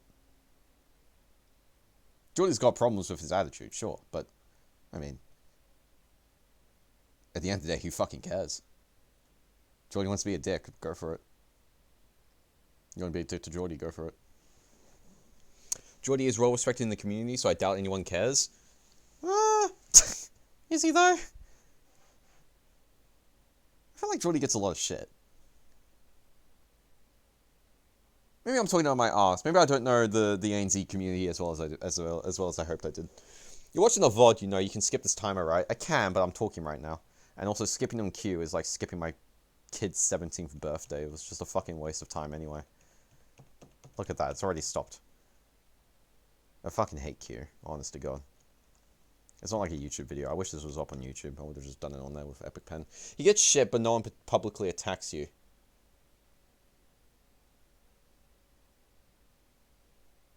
Wait, who's the you in this circumstance? Him. Okay. Yeah. Well, I mean,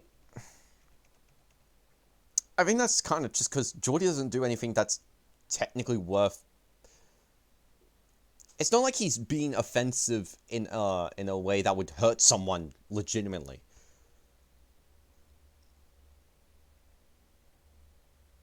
Like, I don't think Geordie does anything that boycotts, for instance. If he boycotted, I would call him out on it instantly. Yeah, that would legitimately be something that should get him banned from Contenders. I think anyone who boycotts, period, would be banned from Contenders. Because that is just straight up bullying. Right? I think anyone who is straight up being insulting to another player or another coach or another organization or anything like that with malicious intent, and I think that's the key word, is being malicious, then that's not cool. That really is just not cool. Major question is, did Geordie be malicious? And I think the overall answer is absolutely fucking not. You see Geordie on stage, Geordie doesn't look like he's got malicious intent, so I think it's fine. Man just wants to play Overwatch for a living. I can't blame him. That's the dream of most teenage guys who like gaming. Alright, sorry RQT, but I don't care about your sponsors. Give me to the game. Give me the KR. KR was actually really good. KR was a really good map. There was a lot of random shit. There's Stratus. Fun fact, I went for a picture with the Washington guys at the signings, and I asked for a picture of Giannis, and Giannis was sitting right next to Stratus, and Stratus also thought, like, I wanted a picture of him. I just instantly told him, nah, can you fuck off? I don't want a picture of you. I just want it with Stratus. And then, with Giannis. And then he just looked at me, and it's in the picture. He looks at me, really, like, peeved at the idea I'd said that. And then he looks at the camera for the second picture. Like, he just wants in anyway. Oh, it was so good.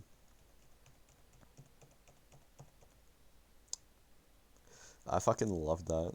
They were the older boys, the older lads. I think what Stratus said as well, like, the one piece of advice he actually gave to Mindfreak was, like, when he was up here, was, you need to, like, use your cooldowns first. Like, that's how we find the most success as Washington. Like, we use the cooldowns first.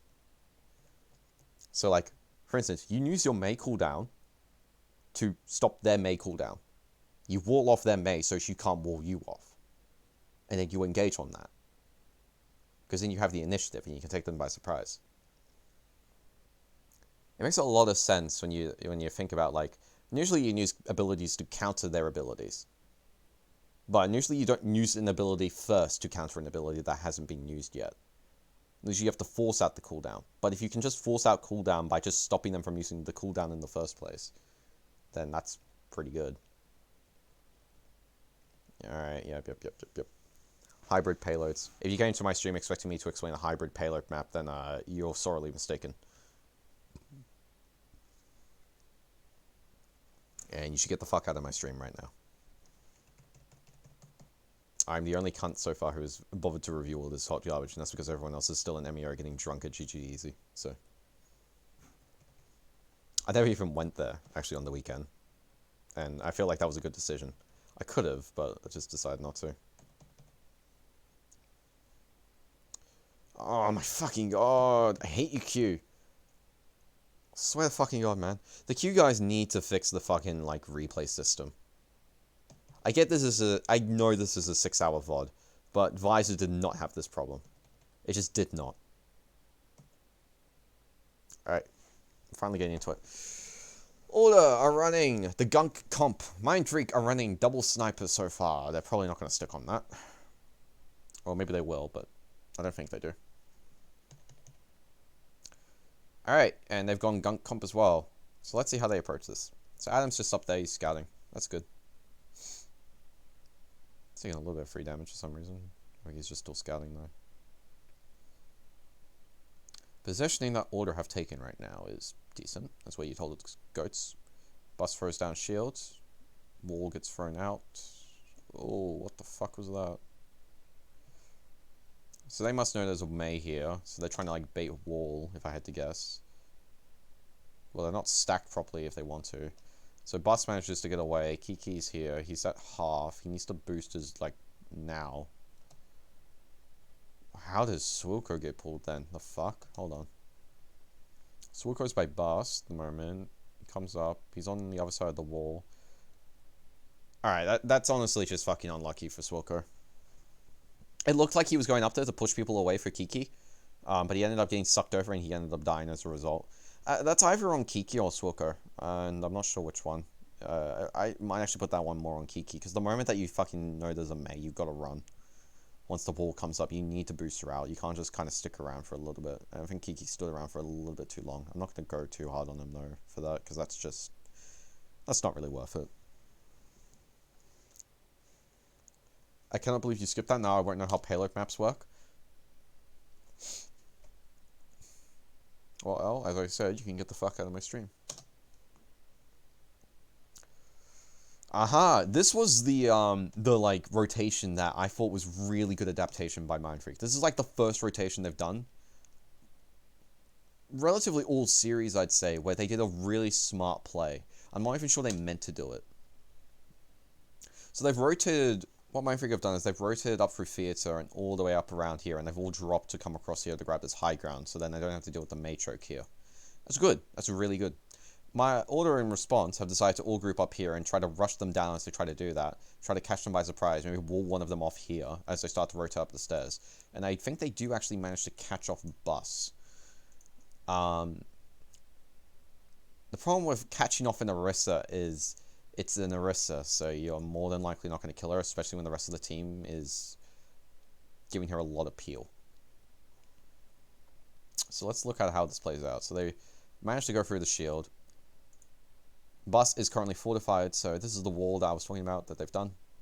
It's a pretty good wall, not going to lie.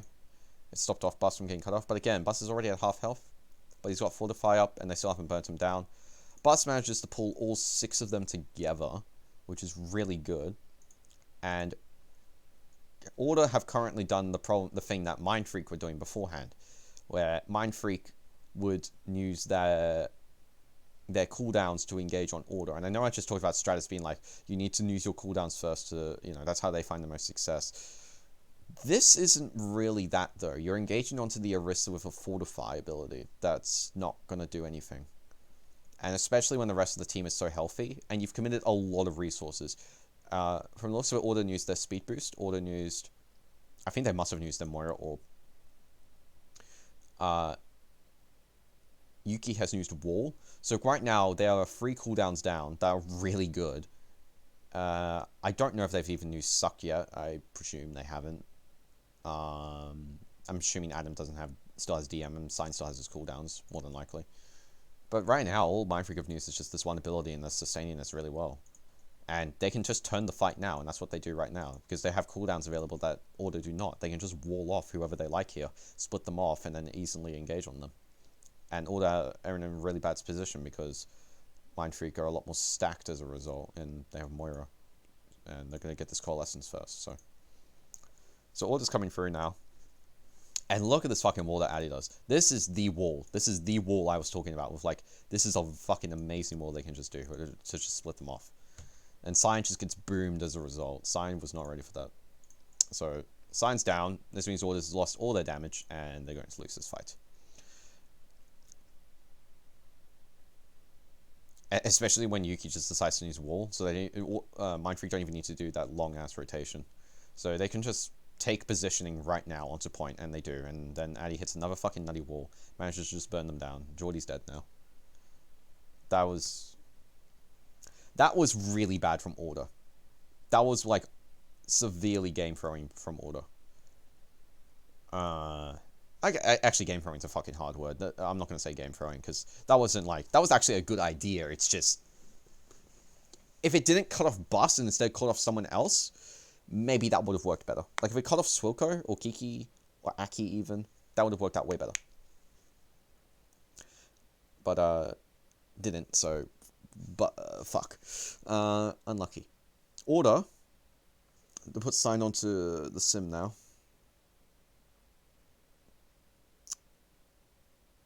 Which, I mean, I've already explained how this will go.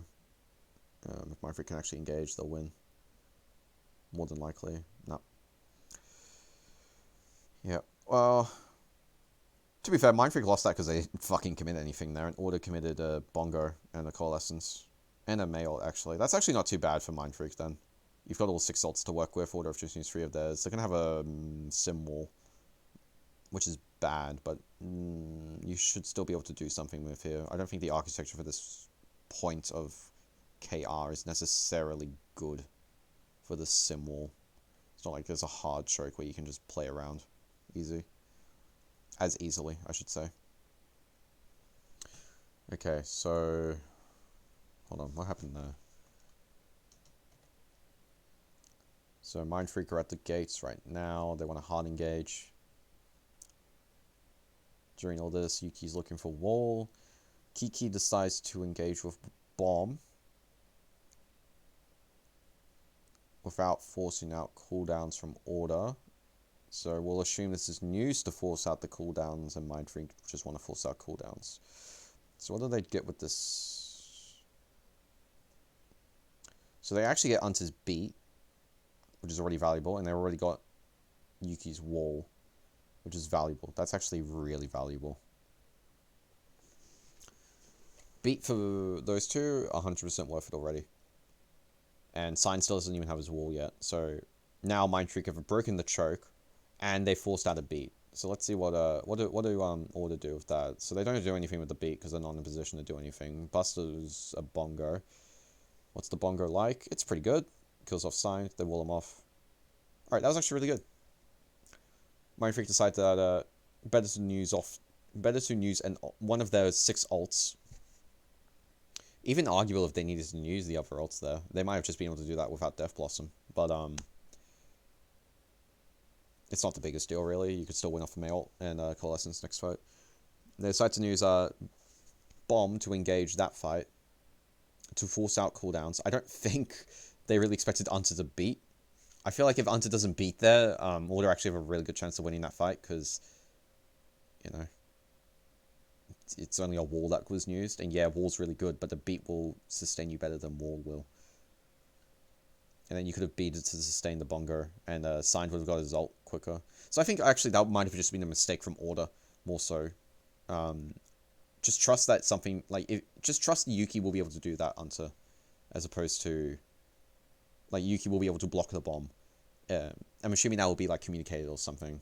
If it wasn't communicated, that's bad, but even still, like, if someone dies to that bomb, I don't think that's on Unta not beating. I think that's just on them dying to bomb because of mispositioning, more than anything. So that's how I view that fight going. I think Mindfreak got very lucky with that bomb, but it was a good bomb regardless and forced out cooldowns, so hey-o. Good shit. Now Order have the fucking wall to work with though, so I expect Mindfreak to lose this fight. And I say that. Oh, what happened there? I'll play this out, but they might actually still lose this.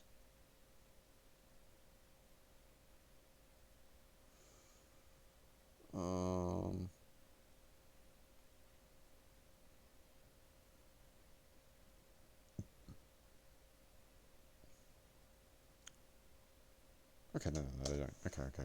Let's go back to that. What happened there? Was that just one of the ye olde fuck your game plan and we're just gonna run at you plans from the days of goats? So August has TP'd up here, I'm gonna presume. I think that's the only way he could have realistically gotten there. So August has TP'd up here to engage on their back line, or even their front line, a lot quicker than the rest of his team will, so he doesn't have to take spam damage. And Geordie's just thrown his orb up here, so there's no healing orb currently, which means he's not going to get Coalescence in time. And so, already a mistake from Geordie. Orb doesn't do shit here. Because Unta committed beat last fight, there is no counter beat to this beat that is going to come in. Swilko, Amps, and all 6 of their players just run straight into the front line of Order. And it's kind of unfortunate because during this, it looks like their plan was to Adam bomb along with Sign TP. Is that what happened? Yes, it was. So as a result, Adam gets ran over instantly because there's no DM. Sign hasn't put up his wall yet, so there's no sustain for the rest of the team. Yeah, this was really bad from Order. Just, I don't think they were ready for Mindfreak to just hard engage like that. I think this is like, there's a reason why this is being considered like the best map that Mindfreak played throughout the entire series, and it's because it was their best map that they played throughout the entire series. And it's because they did things like this. They weren't afraid to just hard engage. It looks like they got back to their grassroots of Goats at the start of the season, where they weren't afraid to just hard engage and deal the most damage and just make the first move as best they could. They didn't really wait to dilly-dally.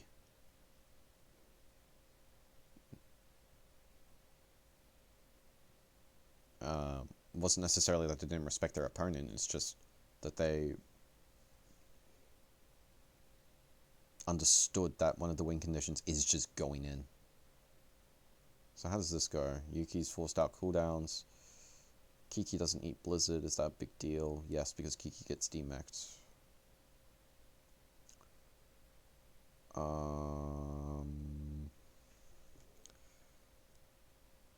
Okay, that was a pretty extended fight, which is why Order wins it with the sim, but why do Mindfreak... Have Mindfreak already decided they're not going to win this fight? What's the deal? I feel like they can. So how does this work? So, positioning wise, August is already up here, that's fine. He can be off by himself, he can contest high ground. And then drop in on the back line when his team wants to engage. Swilko's up here for some reason. I think that's just so he can avoid damage. It's not really a big deal, he's up there. And then the front line's all here. Alright, so that's fine. Wilco goes for the left there. They halt August off. Adam goes to contest up there. That's really good. Means that August can no longer drop onto the back line of Order as easily.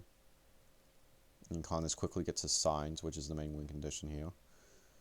Bus puts a very, I guess, aggressive shield into Quartz.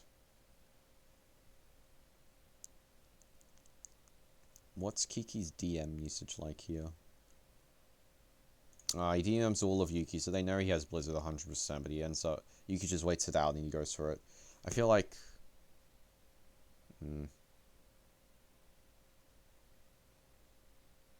I mean, that was probably, like, the right play. It's just... There was probably a world in which Kiki can do a better job of DMing all that. And then deny it. Aki not using his Coalescence during all of this is an interesting move. I'm not really sure if Coalescence would have changed much, but it was definitely an option that he had. So I think Adam pushing August off the top there was the main deciding factor in winning that, because it forced Mindfreak to play from a disadvantage into trickle fight, which is what Sim does better at, as I've already stated. And now this is 3 minutes of Mindfreak kind of getting held here. So this next fight they should just lose because they're coming up against wall. Like I've already said, like you don't win against this wall most of the time. I think if you are going to win, you have to bongo Coalescence, honestly. That's like a good way to kind of secure a win, but Untus got beat, so that's not really going to do much. And you could also just Jordation Coalescence as well. That was a nutty beat from Unta. Holy fuck. I think he just kind of did that reactively. But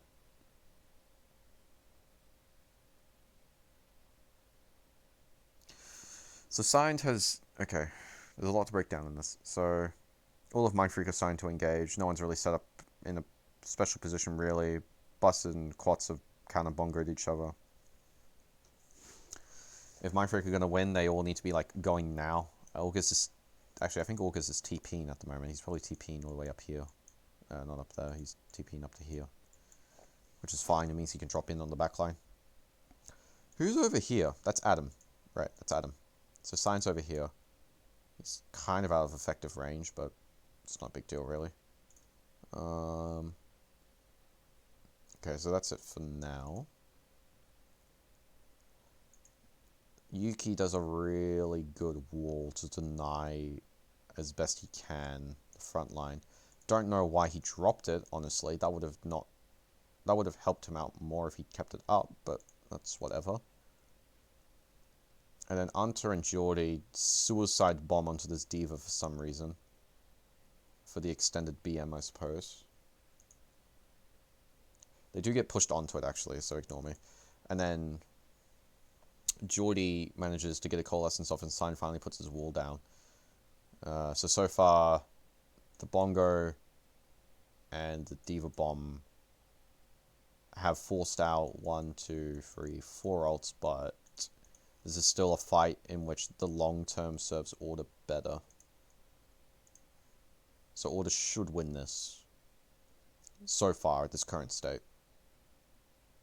They take out their Bongo, yeah, and they still end up losing because they realize they can't win this long drawn out fight. But it's fine though, you've used 2 ults to force out 4 of Orders, and they were really good ults as well. So this next fight has to be one off Yuki getting a Blizzard, or just a good neutral from Order and Mindfreak playing too passively again, which they're not going to let happen, so they just run into them. And now Yuki's absolutely boned because he's in such a bad position. A lot of ults are being used at the moment. Yep, that pretty much just went how I thought it would.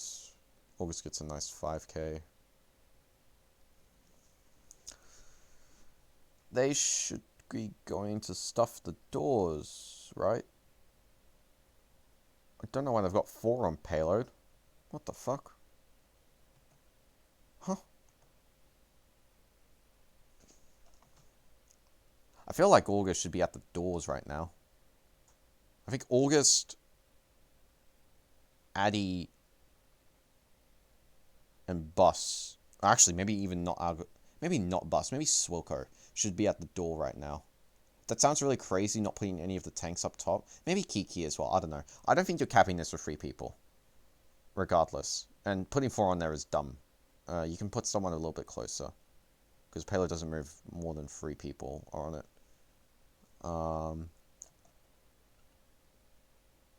Doesn't move any quicker. And they do wall up there. That wall doesn't... I mean, the wall kind of forces them to be a little bit shitty in how they retake, I guess. Beat gets dropped by Swilko to sustain a fight that's just about to break out. That's not too bad.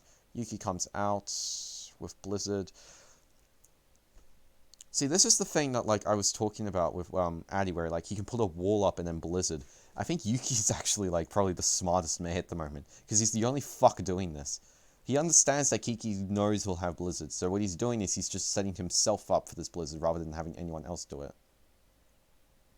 He's walling off...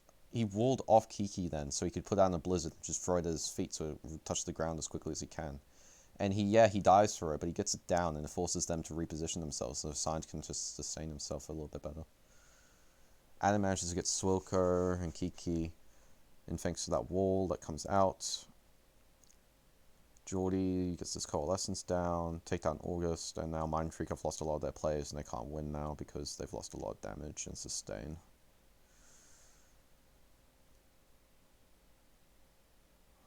That fight was a lot more complicated than I'm making it, but I'm a little bit lazy and I don't want to go back through that, because I feel like Order are currently playing better in terms of raw single-handed clutch factor, I guess, in a fight that's like about to end. Like that is the last fight maybe of King's Row first attack.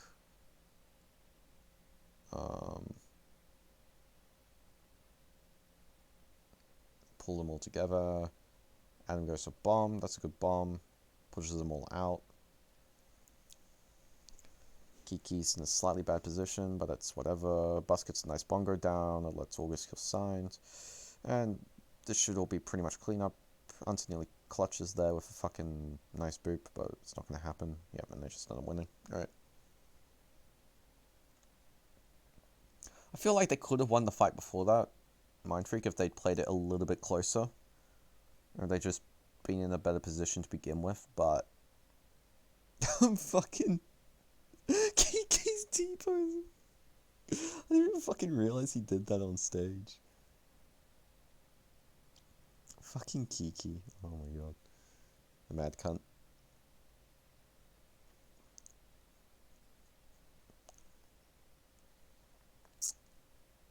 I'm getting pretty tired, I'm not gonna lie, but I did say I'd see this through. I mean, so far I feel like I'm just gonna re-elaborate points I've already said, and now I'm just gonna talk more specifically about why certain fights went the way they went, in my opinion.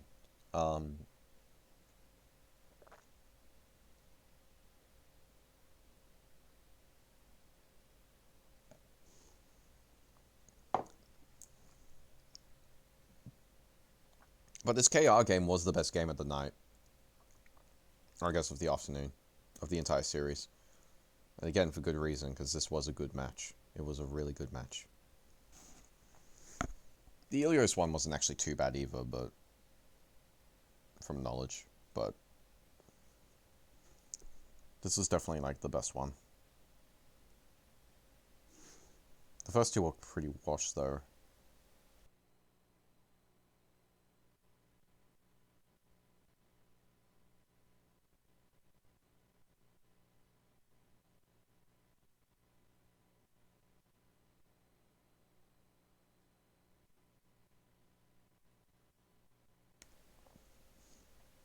Alright. So where have they decided to set up? Did Bus... hold up, I want to check something. Did Bus just fucking do an early shield?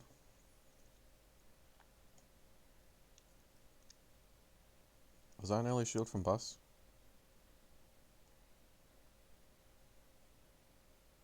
No. Oh god. Okay. A very minor thing, but as the Orisa player, I have to say this. As the main thing, I have to say this. You need to premature shield. Always, always, always, always, always. I know it's fucking boring, but... throw a shield up in air so you have another shield for the rotation in case that one just gets burnt down. Like, there's always the potential that order just run a fucking insta-spam comp into you and you just lose as a result. Even if you're expecting that kind of comp where they won't just rush down your shield too badly, at least having it for the next available one is really good. That's the one advantage you're always going to have on defense. A very minor thing, but it's just something that is really important to do. Like, he'll have it back by now, but... yeah. This play that Quats does is really good. He throws his shield up so that it will land and he'll have it back down in like 3 seconds as opposed to just running through the choke. I saw him do this and it was really cool. So yeah, he's got it back now. He's going to have it like in another 4 seconds, so his shield goes down. Oh, what do I think about that wall?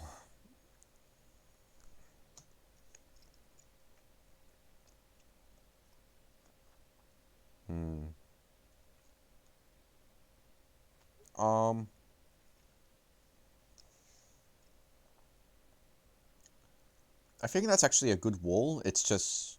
it's too early. It's not like Yuki has to drop it instantly, but a good chunk of wall and its value comes from how surprising it can be mid-fight. Or like as a fight's about to break out. Now it's arguable that this is about the best time that Yuki could have done the wall, since Addy's also here and he's looking for a wall just here. Whereas, you know, Yuki's also just looking for a wall here. So, and really, whichever one walls first should just win. But this one is just, I think, way too early regardless of that factor. Like, Bus can just walk around. And then who are you going to engage on? And Aki can just walk in here and heal him. Like, for this little gap that was left. And Kiki's up here. Like, I don't think this wall really does anything except use their, cooldown, so I'm not sure what Adam's DMing either. I guess a little bit of Bus's damage, but I mean, it's not like their shields... I guess he's DMing a little bit the shield. Alright, never mind. I guess that's fine. But so far this just didn't look like it did anything. And then Addy hits his wall, and this wall, it lets them through, but Geordie gets a little bit split. But they've all regrouped now. So Mindfreak decide really quickly, alright, fuck this, we can't do this, let's rotate for her, let's rotate through our hotel, and rotate behind them, and then do the same ring around the Rosie. We'll give them a tick, it doesn't matter. Yuki's wall now is a lot worse because it didn't actually catch anyone out, and they just all walked around it, and they couldn't test it before the second tick was taken, so it didn't even save it there. And now Addy's got his wall, and Addy's wall is fucking nuts. Manages to clean them up pretty good. But now Mindfreak just have more, I guess, space overall to work with. Like,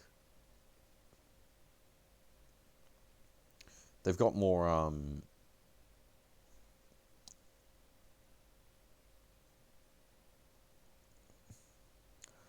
They only need to, like, tiptoe on the point. Order are the ones who need to run into them now. They're not going to win this poke phase as effectively. They can, but I mean, really, we're running a mirror comp here. The damage is going to be the exact same no matter what, and Aki's going to get... Aki got his Coalescence first. So really, Order need to be the ones who make the first move here, and they don't end up doing anything. Which is why they end up losing this. Yeah, they get a tick and a half, but a tick and a half doesn't mean shit. And then Addy hits a really nice wall again. Like, he just pushes them all into a corner. Addy's walls so far have been really good. Like, on KR, these walls have been far better than on the first two maps, especially Paris. I think.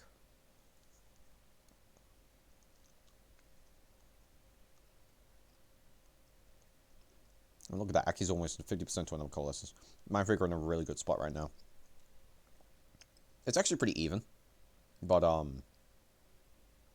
so this fight could either go... This fight could go either way, but I feel like Mindfreak are going to give up too much space, because that's usually what happens here. Yeah. They just kind of let Mindfreak walk all over them. I think Yuki just denied Kiki's bomb by mistake again, then. Because he's just looking for a wall. Yeah, he did. They end up killing Boss's Bongo as well, because they get to take space that he denied, that was left to him. Yeah, that's just over. You back up too far, you're going to lose. I don't really know what you're meant to really do there. I think you have to take the first initiation. I don't think you're allowed to back up. You have to, like, fight them as they start coming through the choke. Even though it means, like, wasting a Bongo. Or, using, like, that, I think, actually, I'll bring it back, actually, so I can show you what I mean. So, not now, not now, not now. Literally, I think here. Oh, hold on, hold up. Alright, never mind, I can't actually say that. Okay. Actually, new plan. So I was going to say what Mindfreak should be doing is looking for Kiki's bomb here. They should look for Kiki's bomb, which unfortunately he doesn't have right now. He's 1% off. And they should just try to bomb rush them as they start coming through. Because that's going to force out their cooldowns, and then they can just use the speed boost to engage on those cooldowns that are then lessened. I actually really like the idea of using the bomb for cooldown micro, since a lot of this shit's just going to survive it anyway. A lot of this sort of stuff is going to survive it anyway.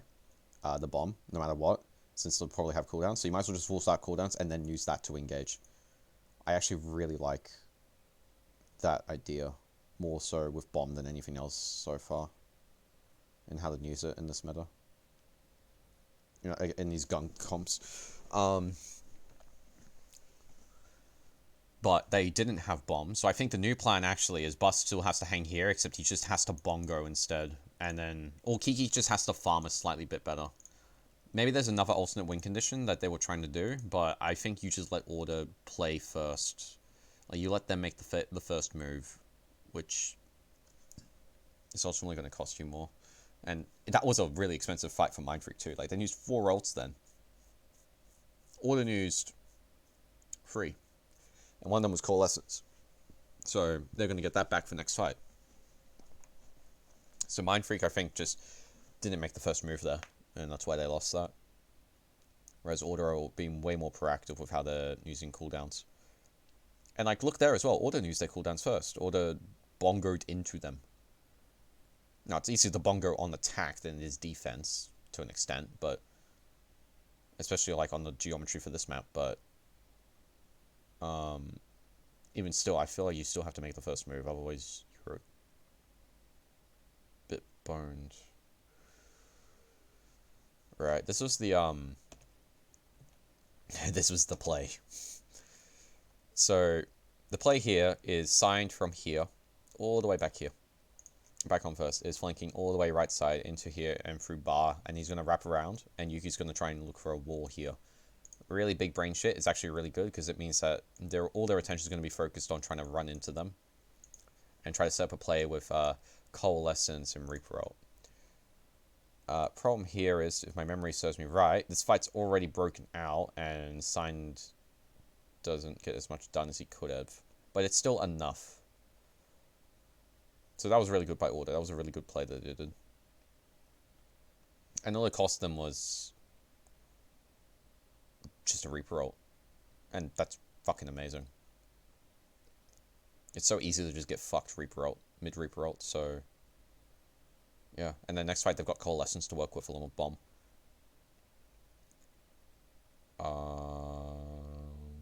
Mindfreak will get another contest though. I don't think Mindfreak could have really done anything about that fight. I don't think they were ready. Maybe they could have done a bit more scouting, but... alright, so here's the Atom Bomb to force out cooldowns. I don't know what cooldowns they forced out, and Geordie's also joined in and using his Coalescence. I don't...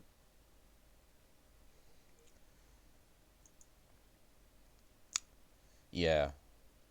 Alright, let's play it out, actually. I remember seeing this live, and I was wondering... yeah, okay.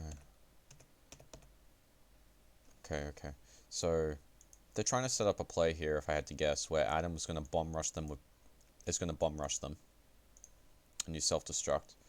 Geordie's going to join him with Coalescence, and then Signs on the F here, and he's going to come in through and just flank them as well. And just kill that backline. Hey, Paso. Hey, Zay. What up? I think that's the play that they want to do. Or I think this might just be coincidental, but it's either really coincidental or August is fucking nutty. Was that coincidental or August being nutty? I need to fucking track August. Where is he? August is here with the tank line at the moment. So he's not TPing yet. Where's he TPing? When's he going for it? So he's going for it now. Okay. August is really nutty. Okay, so Adam does a bomb rush, and they try to execute their plan. It's a really good plan. It really is. Like, use D for Bomb, force out their cooldowns. Like, this is what I was talking about earlier. Use D for Bomb, force out their cooldowns, and the rest of you can go in and rush them down when they don't have cooldowns, because they're probably going to overcommit. I don't really think Mindfreak used any cooldowns. I think they just all went into cover, really. Like, maybe they used a shield and that was it. But August has TP'd from the middle of here up to here during that Diva Bomb animation. And now, because Adam currently isn't in his mech, August will get a free Death Blossom onto the backline here of Unta and Geordie. And Signed is also in buttfuck Narnia. Where is Signed? The fuck? Did they miscommunicate this? They must have. He's in no position to capitalize on them. No. Okay. So, Swilko is trying to avoid bomb. He pushes Signed back so he can't even do anything. Right on. And then Mindfreak do a really nice wall to stop off Geordie's Coalescence and cut off Quartz. Yeah, and then Unta can't beat because he's getting Death Blossomed and he's not going to survive. And he kills Geordie as well. Yeah. Okay, that was poorly played by Order and excellently played by August, I think. I think a lot of Mindfreak then did really well. They did good not to panic under that Diva Bomb play. They did good to micro everything just then and there, in the moment. If that makes sense. I'm kind of talking out of my ass, not gonna lie. I'm making up words as I go because I'm dead tired, but you get what I mean. They're doing good in these panicky situations. So how do they win this next fight? Do they just try to bomb rush it and then...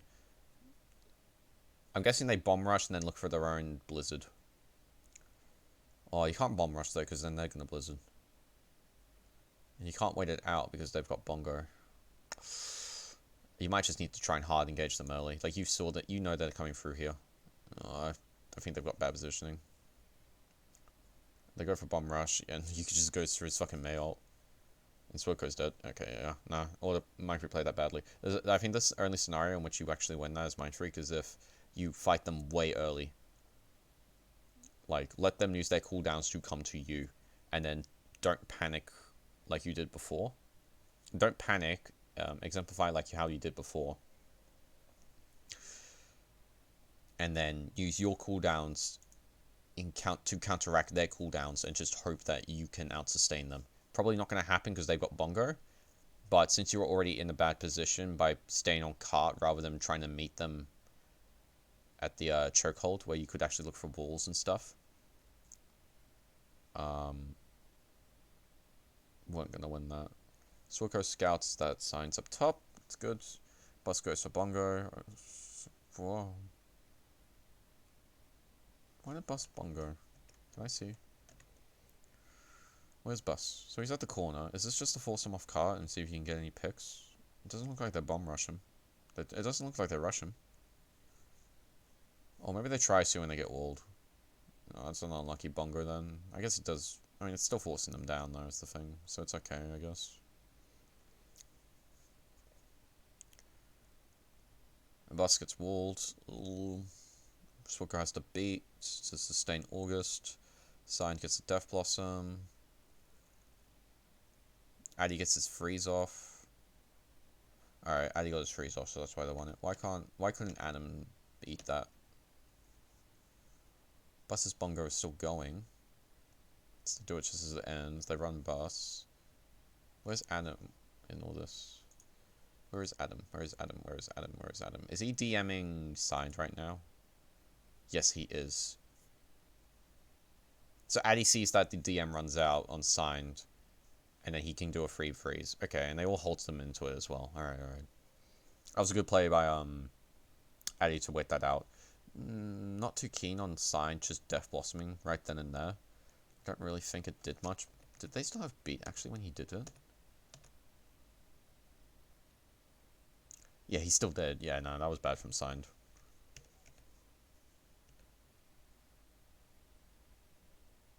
Okay, so Science decided to go Sim. Yeah, so Order kind of fucked that, but it's not the biggest deal, really. All they committed was a Death Blossom and a Coalescence, and they swapped off the Reaper anyway. Whereas MF committed 4 ults there to win it, which, I mean, it's fine. They still won it, but... So now August wants to go on the F and get the kills with the Reaper. They got to do it quick, because otherwise he's going to get... They're going to get destroyed by the Sim beam that's going to charge up, especially with Bongo. They might just bomb rush them right now to force out cooldowns and then just Bongo and then Sim beam them up and then get the wall for next fight, if I had to guess. So there's the bomb. Alright, there's the TP bomb. That was... what the fuck? Hold on.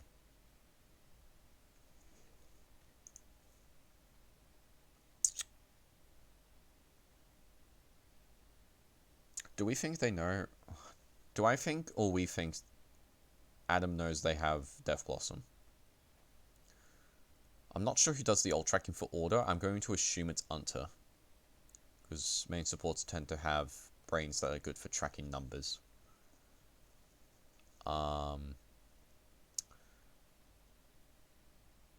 Do I think Unter thinks August has Death Blossom? I'm going to assume yes. And they still decide to do the Sim TP bomb play.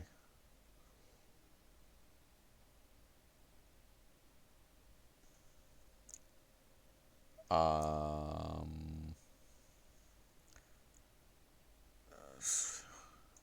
let's play it out. I mean, they lose because of this play, but I don't even think it was a good play to begin with. Mainly because the TP goes up here and that's where the bomb is and it doesn't hit anyone. And they can't even really rush. Like, it's not like they're playing the Reaper still where, like, you can just rush in on something after doing that. Good by August here. August did really good in recognizing that's the, where he's actually going to do something is by, once the Diva Bomb goes down, he's got to go now. So that was good recognition from August and Mindfreak in general, just to not overcommit or get panicked by that bomb.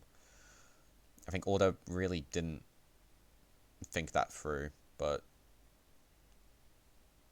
that's not terribly offensive. Oh god, Swilko. This is like the first like feed that Swilko's done all series. He's been usually really good, but he just got piped by Yuki here. Yuki and Hunter. And then they just hard engaged on that because they know there's no speed boost now, and Sign can just go upstairs and poke them. Yeah, so they just lose off a pick. I mean, they trade Yuki, but it's already over. I guess the only good thing about that actually is fucking Order had to commit 3 ults when they already got the first pick before anything even happened. And Mindfreak didn't even do anything. So, questionable from Order, maybe, but... I mean, hey, you might as well just secure it. Probably an overcommitment, though. So bad from Order, but bad from Mindfreak, Swilko, to even get picks in the first place, so... Bomb engage, looked good, was good. What was that wall like? That wall was actually sick. Hold on. So these guys, so Mindfreak are currently trying to look for a suck bomb. And they decide the best way to do that is to separate them with wall, go for a bomb, and then Bus is going to pull them all together. Bus pulls them all together. Bus decides to bongo this as well, along with Aki. Because we still haven't seen a kill yet. That's fine. August kills signed off bongo, and Geordie dies to the Diva bomb because he's coalescing, and you can't fade out of it. Yep, okay, that's good. Alright, yeah, that was a good play by Mindfreak. Order committed a bunch of ults to fight previously, and they only used coalescence this fight. Mindfreak used bongo, bomb, and coalescence. I think that's fine. They've still got the 2 DPS ults to win the next fight off, and Order only have their DPS ult to win off. Maybe a bomb mid-fight as well. So in theory, this should be good for Mindfreak. So how do they lose this? And Zayn even fucks up his tranny bomb here. Because he just sends it up into Narnia for some reason. I don't know what that does. But, like, as I said before, this wall is pretty fucking powerful. Like, every time that Order had a wall, like, Zayn had his wall, it just looked like a free win most of the time. And it's because of this. It's because they can just piddle paddle. What the fuck was August doing up here? Oh my god, the tranny bomb actually did shit. Hold on. Is Signed actually 200 IQ? Did he think that August was going to come up here, TP up here? And that's why he put the free sim turrets down? Because he knew this was the only way they would win, was with August going on the F. And that's why Adam was up here as well, so we could DM it so his turrets didn't die. These turrets are just an actual... These turrets are the real hero of the story in this OT fight. I still think that was a bad play, even if that was the case, because you don't even know if August is going to go up there. You just got to kind of guess, but... I mean, fuck, it works, so what do I know? Sign's fucking 200 IQ, apparently. Now Mindfreak's lost a lot of their damage. They've got...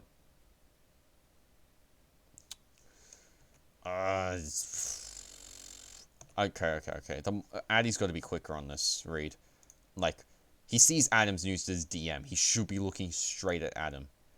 Adam just drops it. The moment it drops, needs to have the reaction to fucking just instantly go for it. You're not winning this fight otherwise. No one except Swilko is going to be able to do anything with this fight. He's going to have beat soon, but the only way he's going to be able to actually kill anything is if he gets a brief environmental kill off to the right and silent pit. But Addy moment instantly does it, and Adam's got the reflexes of a fucking child prodigy and just eats it instantly. So that's unlucky. And then they do bomb, eats the male, yeah, and there's no win condition now for Mindfreak. They've lost all their damage. So they just end up losing to OT. That's actually super unfortunate. Unfortunate for August that he went up the stairs when I think, honestly, Sign probably fucked that. With the tranny bomb. Like, I don't know why he put the free turrets down there. I don't know.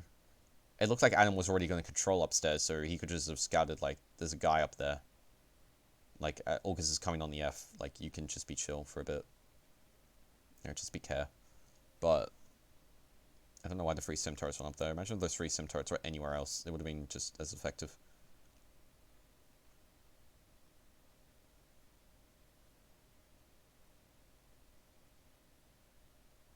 At least that's my thoughts on it. So unlucky for August. They lost all their damage. I think August Death Blossoming was really weird up there as well. I don't know why he did that. Maybe there was someone up there that I didn't see. But, yeah. It's just a bit weird.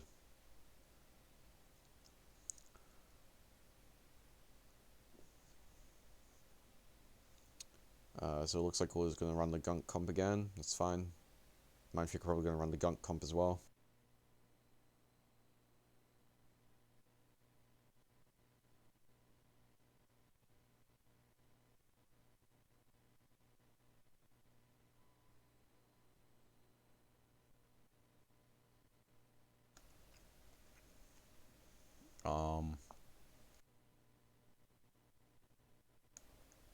No, actually, what the fuck? Alright, they're running the Hanzo. Alright. So they're running the Han... Oh, never mind. Okay. I got excited there for a second. Alright. Looks like they're going to do the same rotation they did last time. Are all going to fuck it?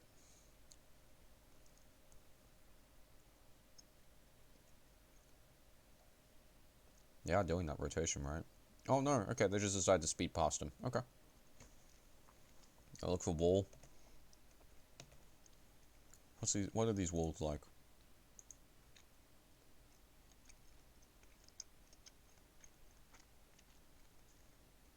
I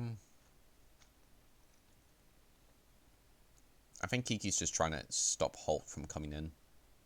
Which is fair enough, because that's how they will lose this. If they do. Okay, Yuki's wall's okay. Splits them off a little bit, stops their advance. Addy's wall is actually really fucking good. August is a little bit far away though to capitalize on it. So the first Holt comes through from Bus. So Holt grabs May, Orisa, and signed. So Reaper.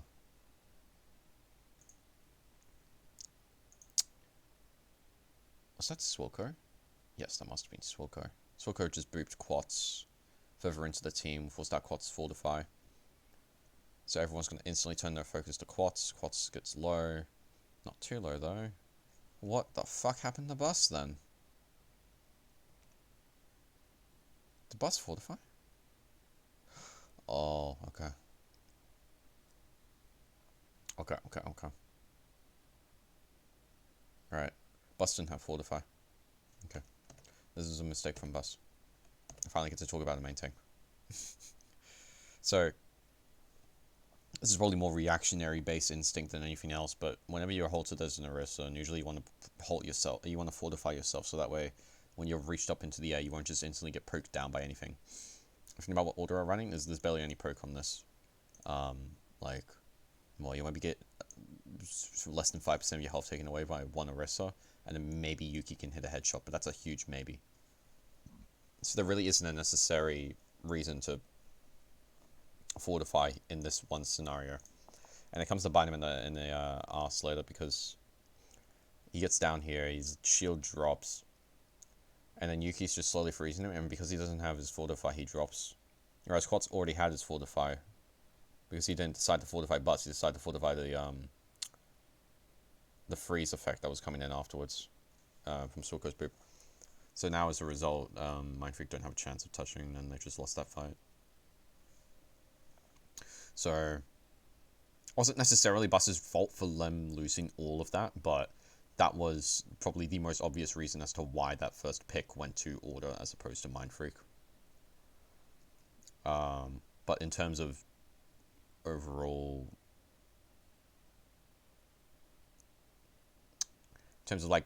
overall reasoning, I mean, neither team really got a lot of damage through in that first initial fight until Bus dropped. Just because the Divas were eating everything and August wasn't in a position to move forward quickly enough, so.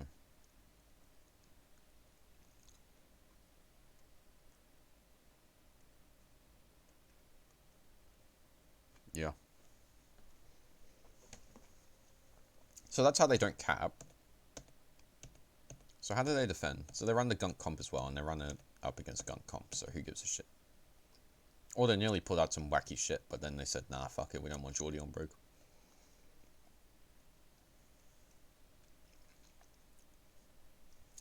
And in contrary to how Mindfreak were playing, where they were trying to like size up the opponent, come up here, and then like take a long way and a long route to see if they could try and suss like a good way to approach this without getting walled by Yuki. Or they just decide to give no respect and just instantly come out and just try to run at them. Now the problem with this is, as you just saw there, Quatz's HP drops fucking quick. Man has lost effective 300 HP walking into a choke because he hasn't even bothered to do a rotation yet. And this wall that's coming out from Yuki right now ain't splitting off shit. Addy's here, Aki's here, Sorko's here, Bus is here, Kiki's here. August is actually hiding away. That's might actually be really good. Hold on. No. So August is just here. And Quas puts his shields down. He's already forced out his own Fortify. He's forcing out his DM. He's forced out... is that his Halt? That's either his Halt or Geordie's Healing Orb. So he's already forced out a shit ton of cooldowns, and I don't think Mindfreak has used a single one yet. They used one Fortify, and I don't even think Bus needs to use that. Bus needs to use that Fortify? Hold on. What has Mindfreak used so far? They put a shield down. And then Bus Fortified, and that's it. That's it. And then, because Quats has no cooldowns, and they've just used everything to try and keep him up, because they didn't respect their rotation in the slightest, because they wanted to try and get 2 fights in. Addy manages to get his free wall up. There's nothing to stop him now, because Yuki didn't try to counter wall him. Quats' Fortify is about to go away. That's the orb right there. Jordy's actually doing an okay job of keeping everyone up from the looks of it. Yuki's forced out his own ice blocks, so currently he has no cooldowns. Science going to get his Wraith form cooldown put out already. Adam can't DM any of this. And then Mindfreak just gets run into them. Yeah, Quats is just fucked. Yeah, Quats just did what Bus did last time. He... that Fortify was forced out so early. And I feel like it's really ambitious for Order to think they can get 2 fights at this. Like 2 clean fights. They've pretty much got the same fight that Mindfreak had just then. Yeah, 25 seconds, but by the time you're actually going to like stage for the fight, it's going to be like 20, 15 seconds. As in, now they're actually pacing and they're trying to take like a kind of decent fight, but it's already fucked. Like Mindfreak are going to get their ults way before Order, and they're already playing at the back foot because Order now knows they're pressured to try and fight them. Like Addy's just got his wall. I'll talk about that wall in a sec, because I don't actually think that was a great wall, but... Holy fuck. Okay, yeah. Let's talk about that wall, because that could have been... That might have... Okay, so this wall... You know how I was talking about earlier about Yuki using this wall to guarantee that he would get his May ult off?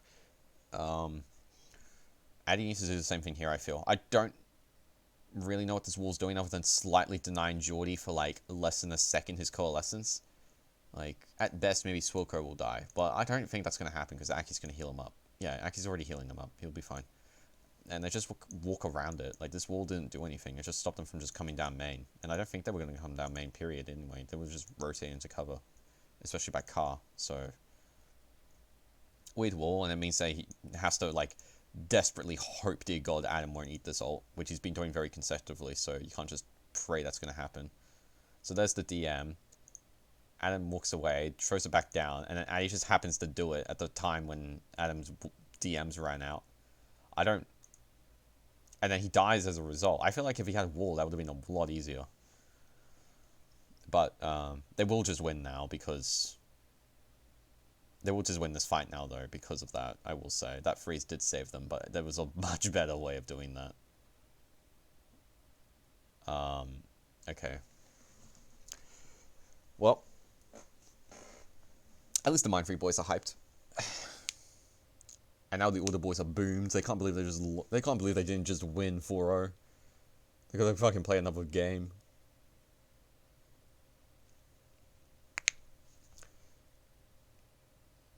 But there was serious potential there for them to actually take that map. And they didn't. Which is unfortunate. But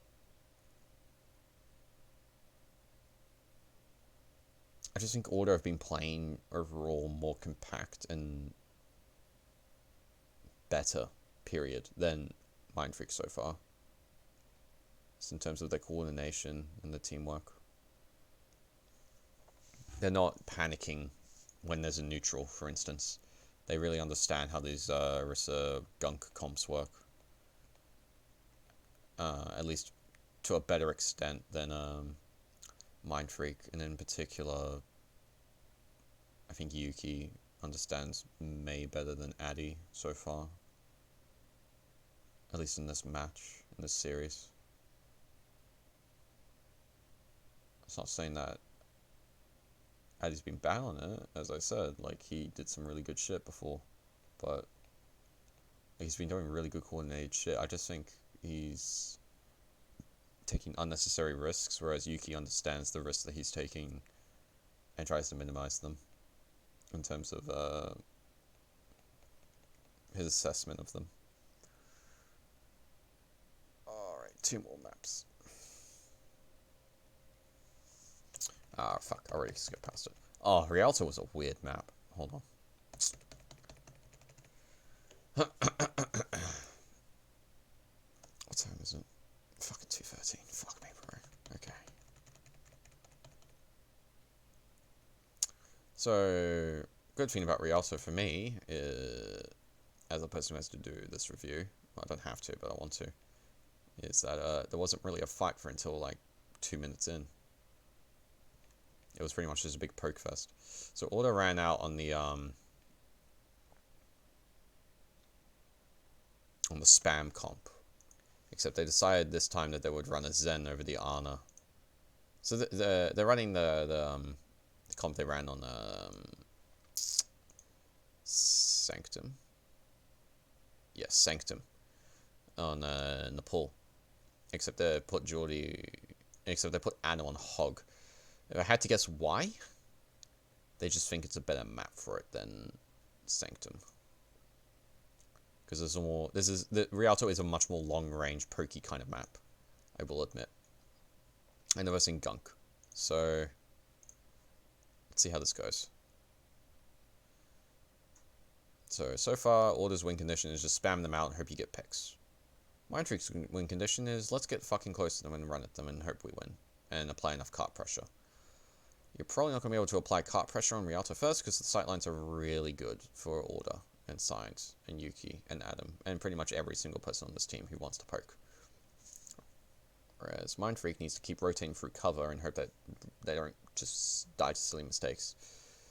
Unlucky from Addy. I think he thought it was protected. Got piped. Not much you can do about that, really. Kind of. Kiki, why did that happen? He wasn't paying attention from the looks of it. Yes, Kiki was not paying attention. He gets hooked, hooked. This is what I meant. The first, 2 minutes of this was just complete poke fest. This was a very bland start to the old thing. To the entire round. Not much really happened for the first minute. And it's really because I think Mindfreak was being really undisciplined with how they were doing rotations. The first pick on Addy was kind of unfortunate. He thought he was surviving, but and to be fair, I mean that's something that you can't really make up for a mistake. It was a very minor gap that Signed hit. It's these hold hooks I'm really concerned about though. So the first one couldn't be denied by Addy because he was dead, so that's fair enough. But Kiki should have just eaten it. He shouldn't be getting hit by it as the diva. He should be understanding they have a hog and that this is going to happen to him no matter what. And he is the best target to get hit by this. It's the first time Kiki gets hit. Okay. This time, I don't know what Addy's wall was there. What does Addy's wall do to stop spam, I guess? That's okay, but why'd you drop it? Is my question. Because if you're gonna deny spam, you might as well just keep it up. The wall goes on cooldown regardless. And it at least gives you a little bit more cover to work with. So you can keep pushing the payload. But because he is versing Halt Hook, he should be saving wall for these halt hooks, I think, more or less. It also kind of blows because Mindfreak hasn't really done anything that their comp wants to do. They haven't ran at this hog yet. They haven't tried to initiate yet on anything. None of them have decided to really make use of anything. You could use wall to engage. You could use wall to like wall off Sign and then use that to engage, because then Sign has to take a moment to walk around it. You can use wall to wall off Adam or Quats when they go for the halt hook, and then they can't halt you back. You can use a wall to wall off Yuki, for instance. August could even fucking TP from behind, so it draws everyone's attention from behind. Like, these aren't even like great plays that I'm suggesting, but they are plays that you can do. And right now, I just don't think Mindfreak are doing any of these. Just not doing a play yet. I don't know what they're waiting for, because they're not winning the poke war. So I think so far, Mindfreak are playing really badly. Especially these halt hooks. I don't know how August got hit by that, but that shouldn't be happening. Mindfreak need way more discipline than this, and that's just really bad. It's 2 people currently who've been hit by halt hooks, and both times wall hasn't been available. The first time, again, not Addy's fault entirely. Second time, 100% Addy's fault, because he's not saving it for it to deny halt hook. Trading wall for 2 cooldowns is 100% worth it. And you can use that to then run at the tanks, because there's nothing to save them. That one, again, they're not paying attention, really. Like, you gotta be really wary of where you're positioning yourselves. Now they decide to take the fight. And see, it's like, this isn't even like something, this is a prompt fight from Order. Because they happen to pull in Kiki. Then use their wall. So now there's nothing to stop the tank line from just dissolving on Order other than Unta's immortality. Right? So now, everyone on Mindfreak has now been prompted to try and take a fight. Aki's decided, alright, we're going to coalescence in and try to engage on them. Addy decides he's going to wall off Quats.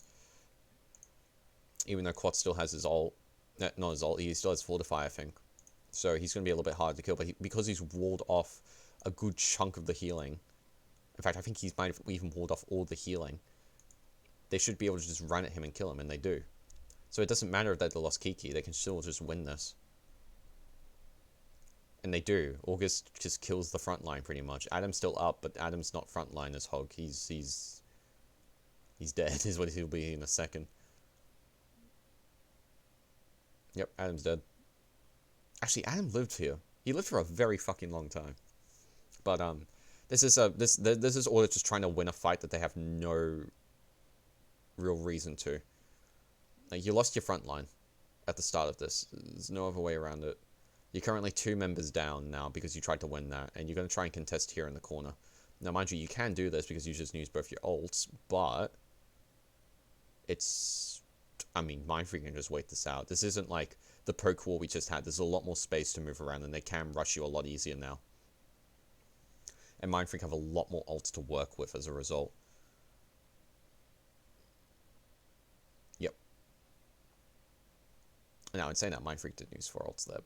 Oh, actually, they only used 3 ults, never mind. Yeah, Order fucked that really bad. That was actually really badly played by Order.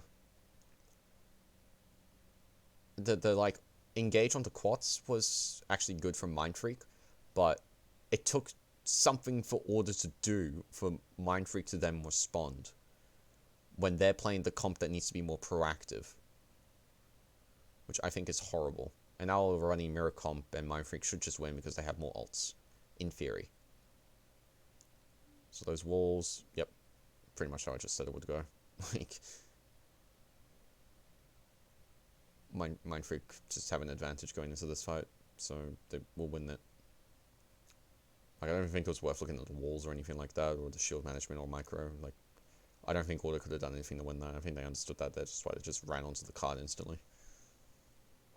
Order, I will say Order are very, very good at just making a decision and going for it.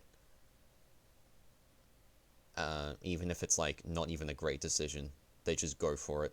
I don't know who's doing all the shot calling on their team, but whoever is making the game plan of just go for it, and then everyone agrees, that's really good.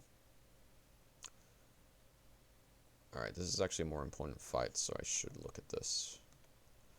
So how are we phrasing? So how are we positioning ourselves? So Order's kind of like trying to play a bit timid. They understand they're still at a disadvantage. They don't have any ults yet. As Mindfreak is going to have shut-ins of ults. Signs coming from behind, so cooldowns have been used. Both Maywalls. I think they've both just been used to isolate each other, which isn't really great, but whatever. And then Signs also have to use his teleport. So that's the ults. He's used his teleport and his Wraith form. August is going on the F right now to see if he can do a nice Death Blossom from behind. I would assume...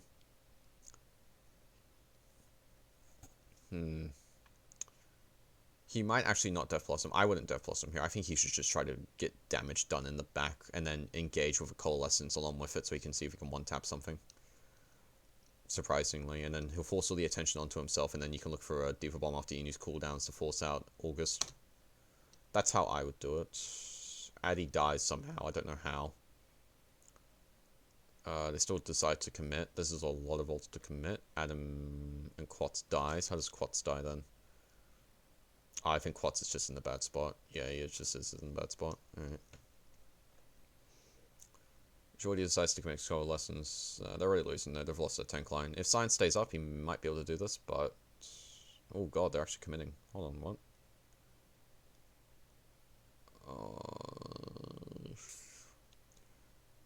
I will say though, despite like, I know I just complimented Order for like having game plans and following on them, but I also feel like Order is a team that just always thinks they can win any fight they try.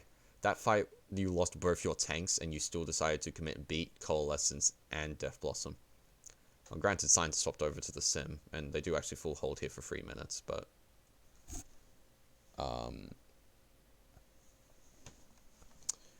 yeah. Alright, I don't really get a good look at how this fight starts. Pretty much everyone's on payload for Mindfreak, though. There's just this... Orders just decides to come out and look for the... I don't know, just something. So they wall, they cut off Bus. Bus is in a kind of bad position. They force out Yuki's Ice Block. Kiki's just used all his DM, so here comes Mayult. Signed, has killed August. Adam's eaten the Mayult from Addy. Yeah, this is just... Okay, that was badly done by Mindfreak. Okay. That was weird. Order actually did like a fight where they engaged with the Sim really early, which really should be Mindfreak's forte in terms of like advantages, but Order looked like they actually just played that better because they were more aggressive in how they took that fight. No, they just took all the space away from Mindfreak, from MF. So how does this fight go?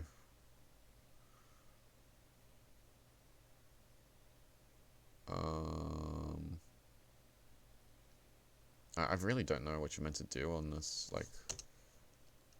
Right, yeah. Yuki's wall. That's the fucking third time Yuki's walled off the bomb by mistake, I swear. How do you win this fight as Mindfreak? They might be just doing the Kiki bomb rush and then... You force out the cooldowns and then you hard engage afterwards, which isn't actually a bad idea. There's nothing that Order has in terms of ults for reactionary other than their own Diva Bomb, but you don't want to use that against Diva Bomb because that's really bad, and August has ult, so don't do that.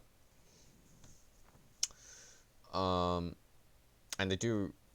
Mindfreak do realize that the quicker they try to take this fight, and the quicker they actually try to get in against Signs, the better it will be, because they can just stop the wall from coming out as quickly and the damage ramping up.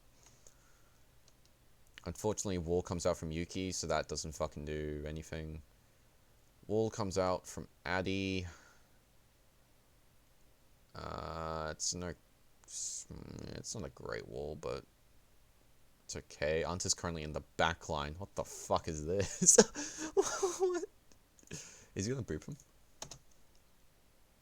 Kind of. The fuck was that, Anta? No. Order's gonna win now, though, I think. Like, Science got his wall up. I know I'm giving, like, a lot of respect to Science for, like, giving wall up or whatever. Even though, like, clearly Mindfreak has an advantage right now, but... This is, like... That wall is so good. that wall makes everyone on order into a tank against this comp, and against the gunk comp, so... Yeah. So order did have to commit bomb to that as well, but that's whatever. MF commit 4 ults, they don't win it. Yes.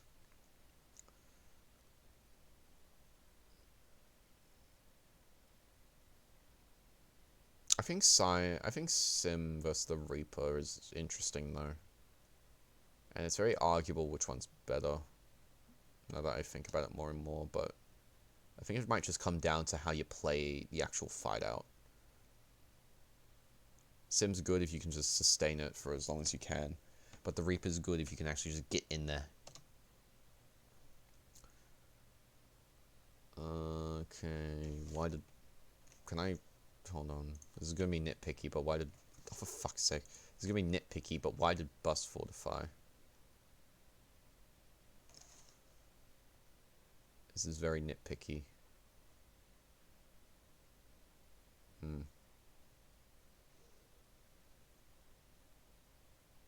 Bust has used both his defensives into these guys. Of course, has got Bongos going, and Geordie's got Cole. So Mindfreak definitely are not winning this. Yeah. So maybe they're just already given up, and he's like, I don't know. It's not a big deal. It really isn't. But this is actually not looking too bad for Mindfreak. Hold on. Order still hasn't got a kill yet. Although Signed is high energy, he'll probably get a kill soon. Will he? See, I want to say Mindfreak did really well then, because they actually just completely out-sustained that. Bongos and Coalescence. And High Charge Sim Beam, but...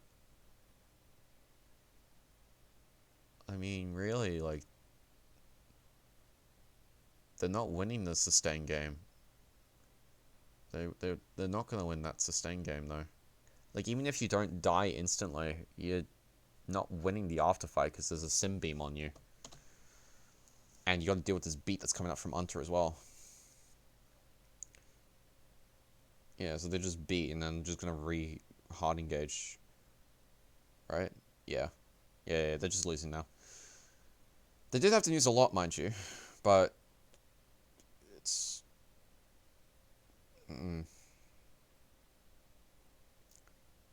Mindfreak still look pretty... lost at the moment. In terms of how to break this. And now we're in the same position before where Adam's got a bomb along with Sign's walls. So they're probably just going to wall up and then hide behind it. It'll be a little bit harder since Adam won't be able to really bomb until Addy does his... Oh, this is weird, yeah. So, who is it? Is it Kiki? Who...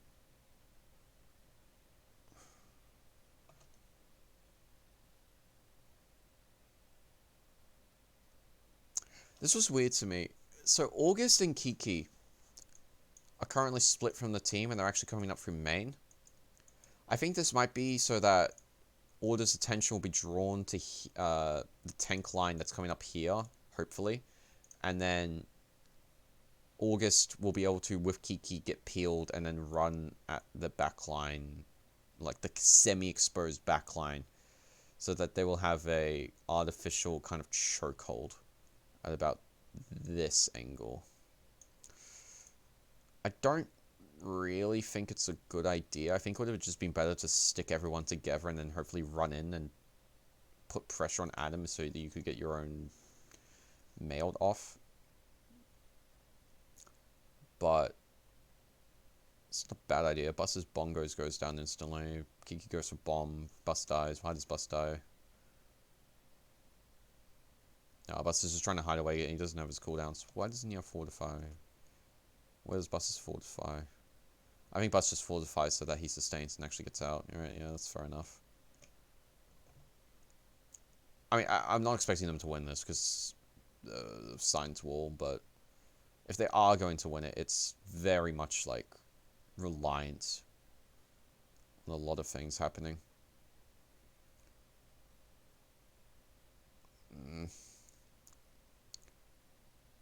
They are 2 up. I don't know winning. Yep. I think that's mismanagement from a lot of Mindfreak. I think every time that Order have made a mistake, Mindfreak does an okay job capitalizing on it, but I think Mindfreak just make more mistakes than Order, and as a result, Order get to capitalize harder.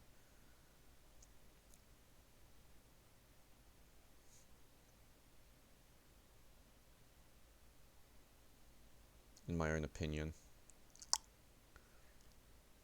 This was so sad when I saw Bus doing that, man. I felt so bad for him. He's playing Orisa, bro. Orisa takes a lot of fucking mental strain to play. It's a new brig. Like, honestly. You get fucked by so much random shit that happens.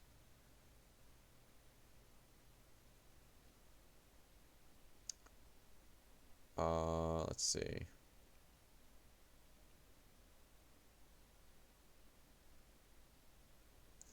Right, so Mindfreak ran a weird comp. And by weird comp, I mean it was pretty much what Order ran, except they had Ana instead of the Zen, which I don't really agree with, but it's not a bad idea, I guess. You could do worse. It's not like fucking Baptiste Mercy. But then they also had August on Widow. If people don't know, August is not a famed Widow player, to my knowledge. At least on MF, the hit scan's Addy. The problem is that Addy's also their Mei bot, so August has to play the Widow. But I thought it was also weird then, because I don't know why they didn't just put him on Hanzo, because August has a really good Hanzo, and I think it's very arguable that Hanzo is better at the moment than Widow. And the question then is also, well, if Order ran a Widow of their own, would August be able to out-duel Signed? And I don't think he can. And it's also just a weird comp. Like, it's like they ran half spam, half kind of just... I don't know.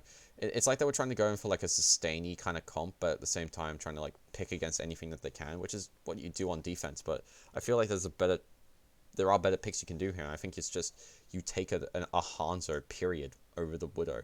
And then this makes this comp a lot better. Like, you'll see it, like, throughout this entire thing. Like, Order cap this very quickly because Mindfreak just don't apply enough pressure to them and they let them walk through. Like, Science actually, like, Order's actually running the comp that I feel like they should. Yeah, Order's is doing, like, nice damage, but he hasn't actually gotten a pick yet. Like, he could have just been Hanzo and he'd be at 50 for Dragon. And Dragon's more valuable than him for Sight in terms of just damaging, so. And he gets picked off by Signs, like. I'm not, like, 100% on that. What the fuck? How did I not? Oh, that hit quads. Okay, he was fortified.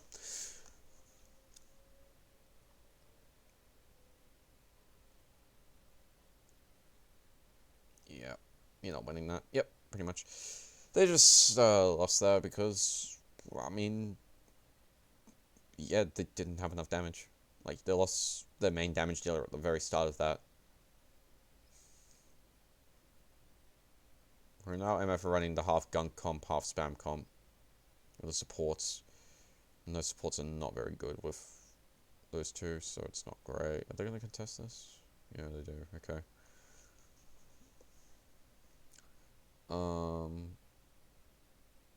I'm getting really tired, by the way. I can't be fucked to keep doing this. I might not talk too much about the next two maps, but...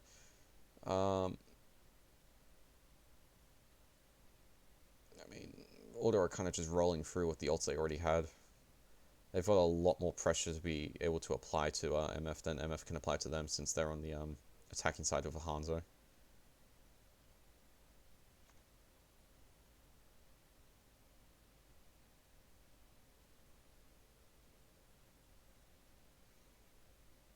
Alright. Order won that. This next fight is actually when MF could actually start winning, because this next part is much better for this kind of close quarters combat than Order have with the Hanzo and the two supports. So if Mindfreak can actually just run at them, which they should be able to, since there's no hard disengage from Order as there is from since it's not running the gunk comp. then you should just be able to win this. Especially now that you have your ults. And what happens? They get suck dragoned. Okay, never mind. That was a nice joke. I mean, there's not much they can really do about that, really. Even with all your defensives. The only thing they could have done there is Kiki has to eat either the dragon or the suck. And I'm sure he knew he had dragon, but... Actually, you know what? Fuck it. Let's actually go back through that.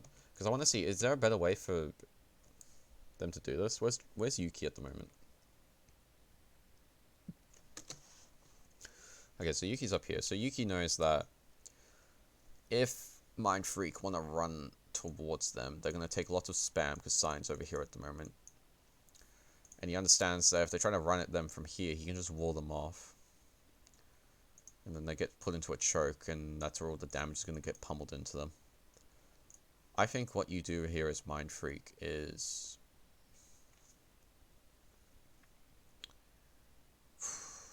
run up the stairs.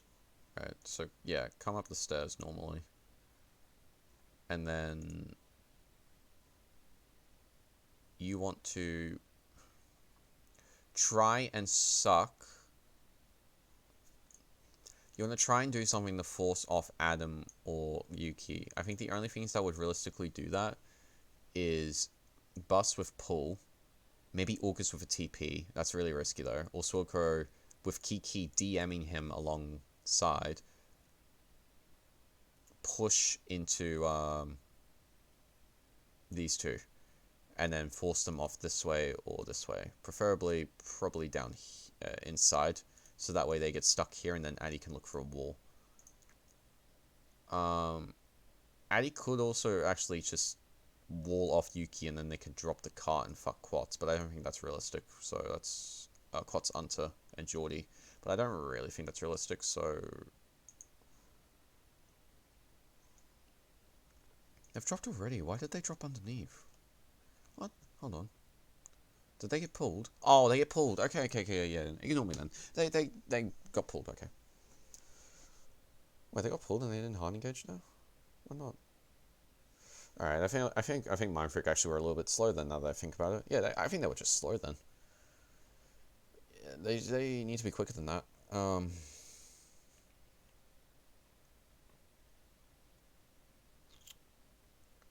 Like, even with the pull, like, just go engage. They just use pull. You can look for your own wall midway through. You could wall yourself up over their wall, for instance. And then because they have a hog, you could then yeet your own blizzard. You don't need to be concerned about it getting eaten or anything like that. You yeet your own blizzard over their wall if you get walled at the cart. And then you should be able to sustain it. Yeah, maybe these two of you will die to dragon, but I think your chances of winning are still pretty high up there since you've just got this sprawly sustain comp and you're versing no diva. But maybe this next one... I mean, then again, you do get this fight. That's going to be a little bit cleaner. No idea what this wall is from Addy, by the way. Let me quickly check, actually. Is there a reason why he walls? Is there a... does it actually cut off someone? So they Sonic there. This wall doesn't... yeah, I don't think that wall does anything. Cyan could just walk back a bit and do it. Yuki's wall looks alright.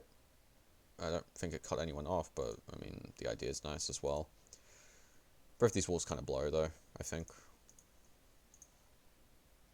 Quatso, so Bongos under there. So... they kill Immortality, they kill Quats' Bongos. They've only used the Mayolt so far, which is good. Adam gets fucking melted during all of that. Holy shit. Alright, yeah, they lose. Yeah, so Adam... I'm gonna be realistic here. Adam probably just needs to swap over to the Diva when they caps first.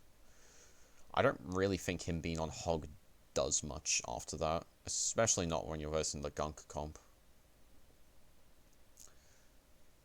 Alright, so Orders decided to go to the Sim. And if he was on the Diva, then he could eat up their Mayolt.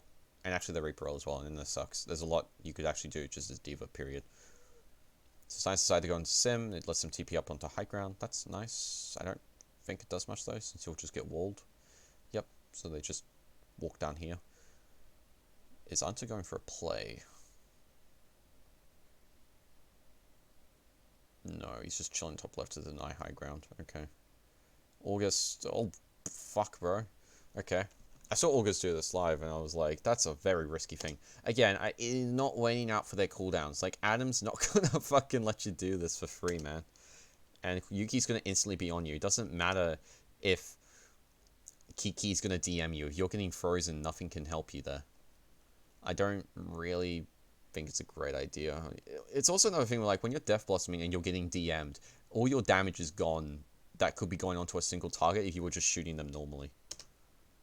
I think Death Blossom's a really big debate ability that people need to stop using so frequently.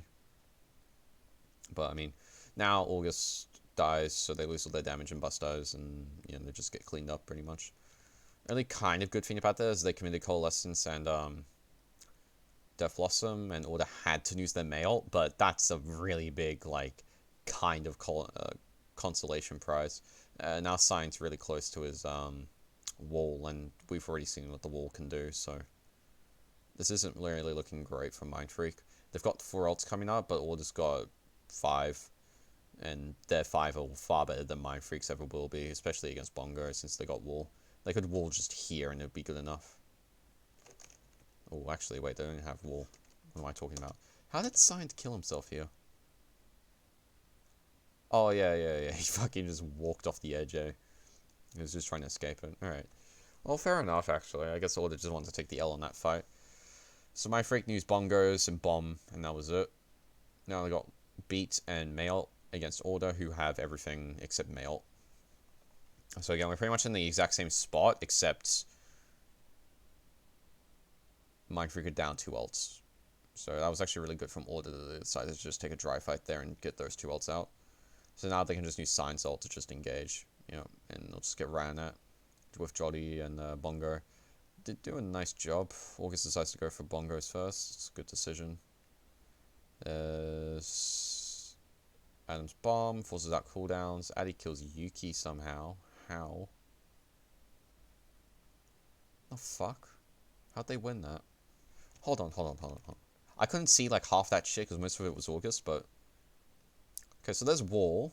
There's Coalescence. There's Beat. Is that Beat really good? That Beat was really good. Alright, never mind. So Swilker pretty much saved that with his Beat. He stopped a lot of the full front of the damage. Why does this bomb not get anyone? So that's not getting... That's not getting Addy because he's walled. He's ice blocked. That's not getting Bust because he's inside, I believe. That's not getting Kiki because he's also inside. August is hiding. It's not going to get Aki, and it's not going to get Swilker. Okay. And then they kill Yuki. Why does Yuki die? I think Yuki's frozen at the moment. Yeah, he's getting Blizzard. Alright. So they lose. They win that because the Addy managed to farm up his Blizzard. And Order fucked up a lot of that ult rotation, and Swilker hit a really good beat. So that was good. Mindfreak realized that that was pretty much the only way they were going to actually win that. So that was a good version. That was a good like example of them just playing against the wall correctly, I feel.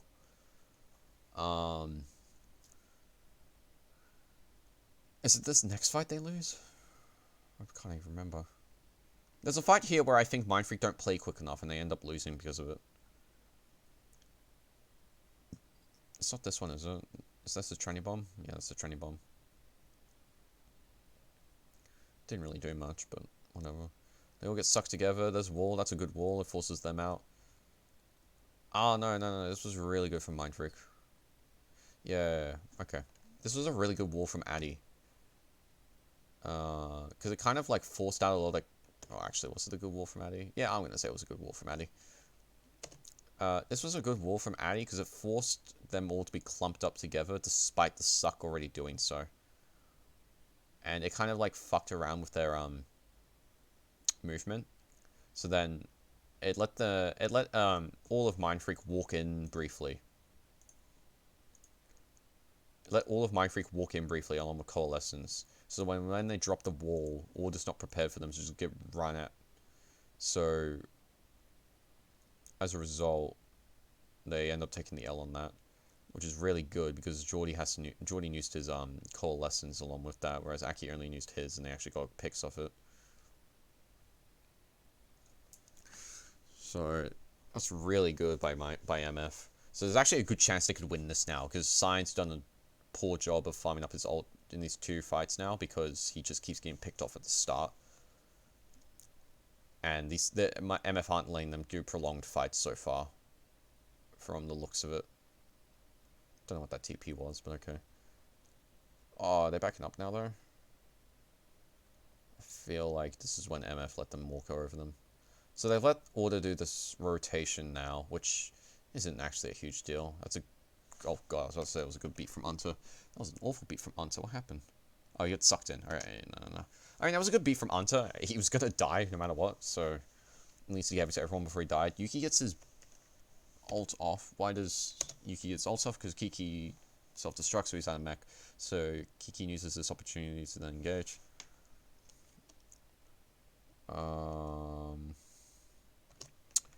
What happens here? Bus uses Bongo. Bongo's getting melted a little bit. Swordco dies here because he's out of position and gets frozen.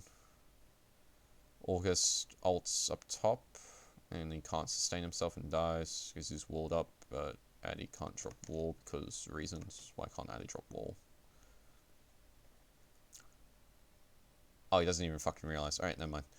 That's unlucky then. They kill the Bongo. Nah, they've lost this. Yeah, they've lost this. They should lose this. Actually, it's a fairly even fight. No, they're losing. They should lose this. I think they lose this. Yeah, no, they're losing. Adam's too good. Yeah, Adam and Quat's doing a really good job playing off each other right now. And then this is all relative cleanup. Yeah, you lost both your DPSs, MF. You're not winning this. So that's the first fight. So that's how Rialto went. Overall, I just think Order are playing better. Period. I think the start of Rialto was a very strange choice to put August on Widow and Kiki on Hog. Like, it just looked like a really contrary... It looked like there was just a better pick no matter what that they could have done. Oh, come on. Show me Ilios. Ilios was quite back and forth, actually. That was also actually a good map, the Rialto one. Pretty much every single map except the first two were pretty good. The first two were just like MF doing the strangest things sometimes. But, yeah.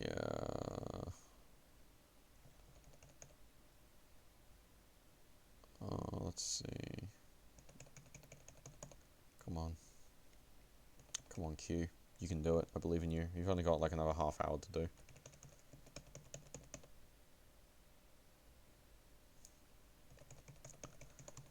Oh my god.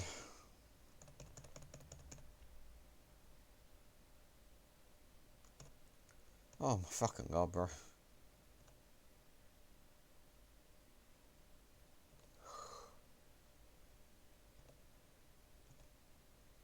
Ugh.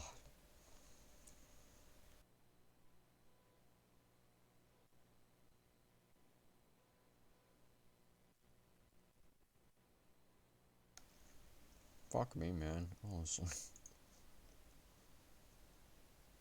Alright, here we go.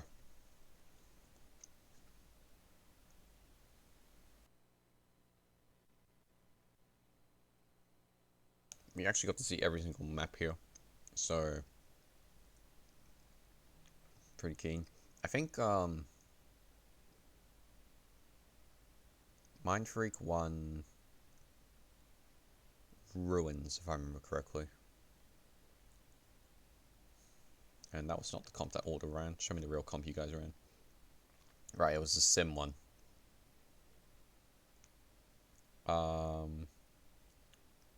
So, like Nepal, Order are going to get there first because they're running the sim. And it's this first neutral where, in theory, Mindfreak should have the advantage. Why is August far away from his team here? Why is he going on the F?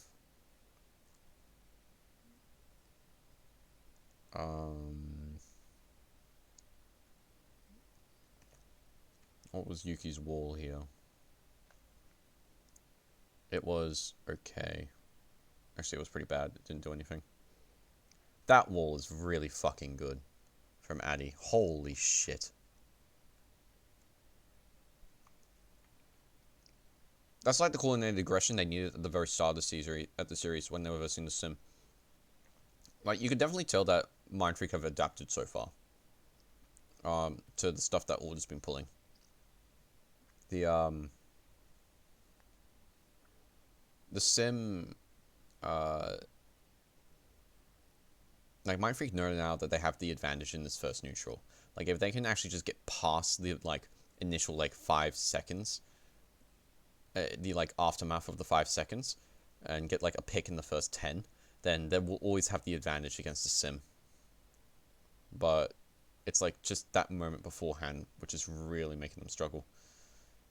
This is unfortunate. Like I just said, they didn't get the advantage in the first 10 seconds, really. At least not as consistently as they should have. So, they're not winning this. And now signed to the Zolt. Oh, this is not looking good.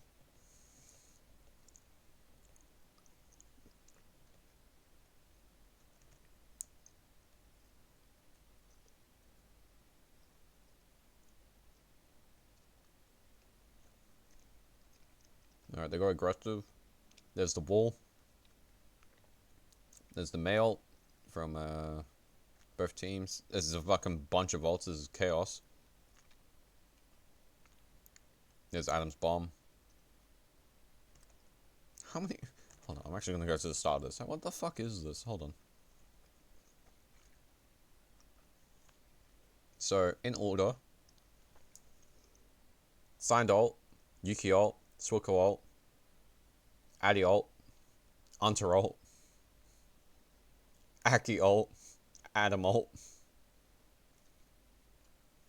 And they finally get kills. Okay.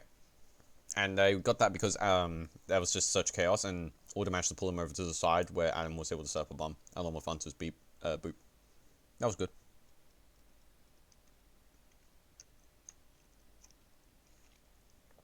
That was more one-off general coordination rather than like the idea of the Sim actually just hard carrying them past the first 10 seconds. Definitely helped, especially since they have wall, but it wasn't like the main decider in that fight, I think. It was more like the amount of coordination that Order did then to win off a surprise bomb from Adam. And then MF just took the L on that and they didn't want to commit any more else. So they got Kiki. Okay. Hold on. Before I try anything. So they got Kiki's bomb and they got Buster's ult. And they got Quatz's ult. And they got Geordie's ult. So Quatz is going for a bongo right now, which means they'll probably want to engage soon with Geordie. Coalescence, keeping signed up along with that, and then a supercharged beam. MF, they're probably going to want to pull Kiki's bomb along with a bongo just to secure this as they can. But they want to try and pull bomb first, if I had to guess. So there's Quatz's ult, so there's the bomb. It actually gets signed. How does that get signed?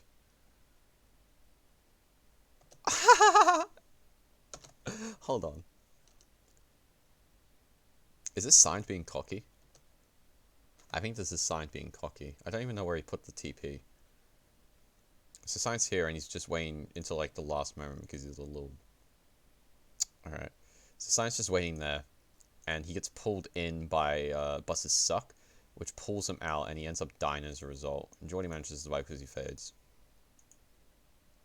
So there's all the damage of Order gone, pretty much. Yeah, okay. They win.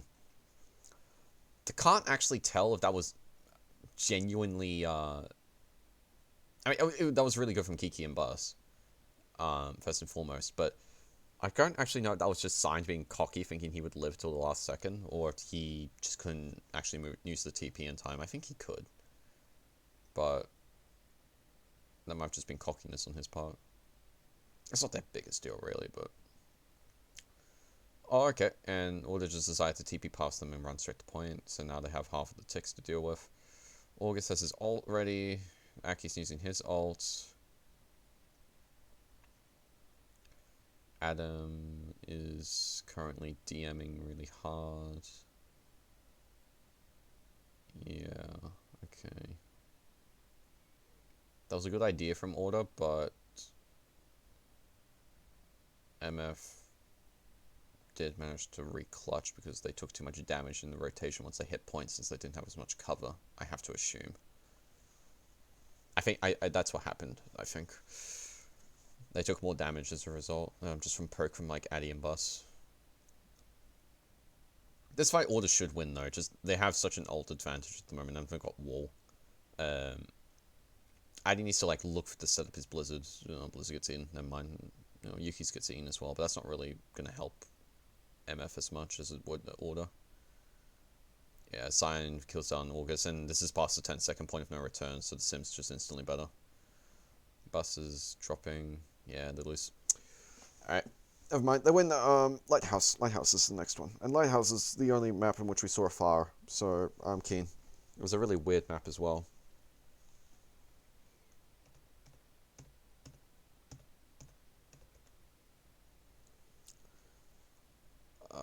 Okay, let's see him go out. Alright, same thing. Order getting them first. But Mindfreak should, in theory, have a better neutral. In theory. What's that wall like from Addy? What does that wall do? That wall did nothing, because they all just regroup. What does that wall do from Yuki? I don't think it did anything, really. Holy shit. I can't even... What the fuck? Alright, what happened to Bus here? Bus used Fortify, which he had to, because otherwise he would have just dropped. I think he got pulled off, yeah. Sorko manages to kill down Signs. What's that wall like from Yuki? Hold on. Addy should have his wall here, right? That's Yuki's wall, first wall. Where's Addy's wall? Does Addy not have wall? Or is he walled behind? He might have been walled behind, I'm not sure. I don't think he used wall. Oh, there's the wall. Okay, so he's denying their escape route. But it doesn't really matter.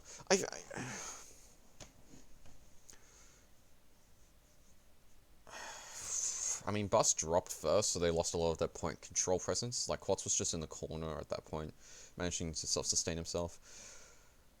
Alright, yeah, so August has gone Pharmacy now. So in theory, this should be really good against them, since Pharmacy's got the range, and it's actually got the raw damage. I actually think August did really well when he actually went this.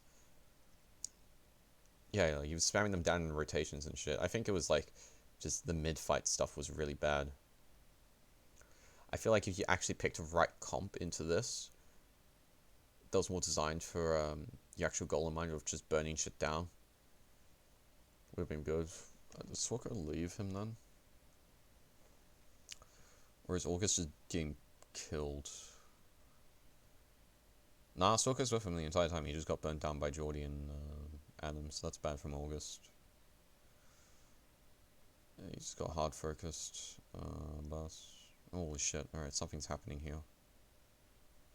What happened? Kiki drops. Signs walled. Okay, this is a really good wall by Addy. So, this wall means that Signs can't retreat into cover from here, around the corner into here. Which means he won't be healed up by Geordie at all.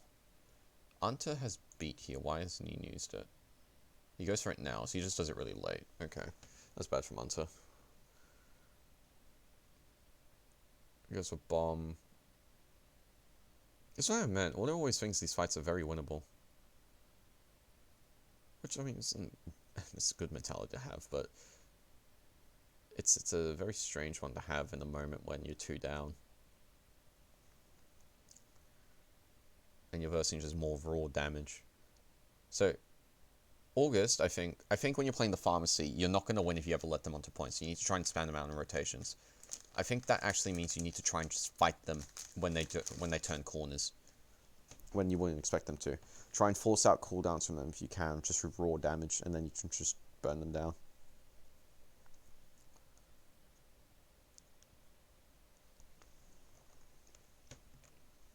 Why is Addy this far back?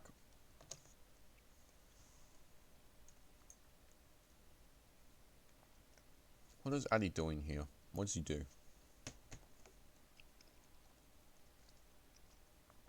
Spamming down Signs, maybe?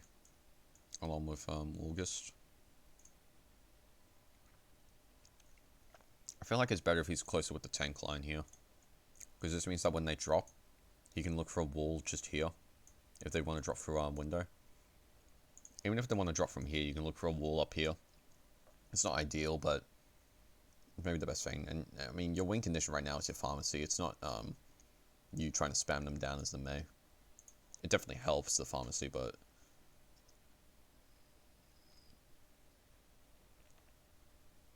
I think that's the best way that they could win. So I think Addy's in a slight misposition at the moment. I think everyone else is fine though. Boss manages to pull out quads, so that's good. And Boss bongos because he knows you can kill quads for free here, which he did. And then all of Order just decides to OTM. Which is fair enough. At the very least, they didn't use any ults there. This next fight... Next fight, you probably want to try and set up August. For Barrage. You need to kill him in this rotation, I think. So they're running at August. Where's Swilko? Swilko's gone. Swilko's lost connection to August now. So August has to play a lot more care. Oh, that's a really bad barrage. Was there a way to do a better barrage? And I think, yes, you don't go from up top here, you go from below. You go from, like...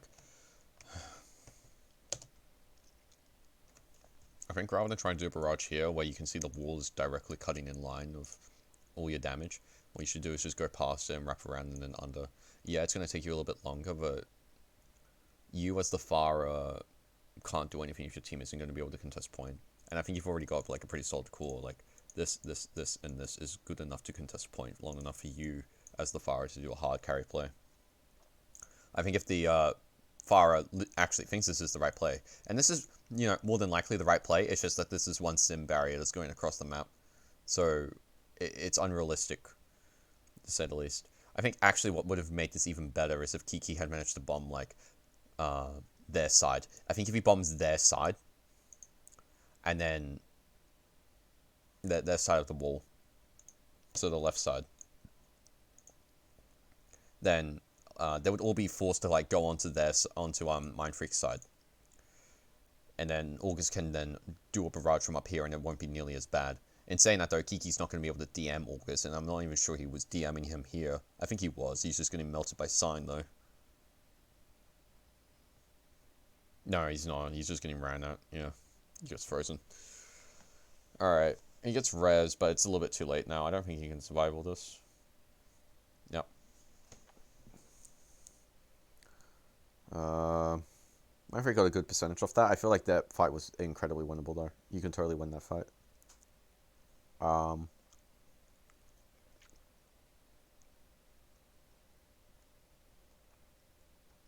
So Mindfreak decided to go for the true and classic Gunker.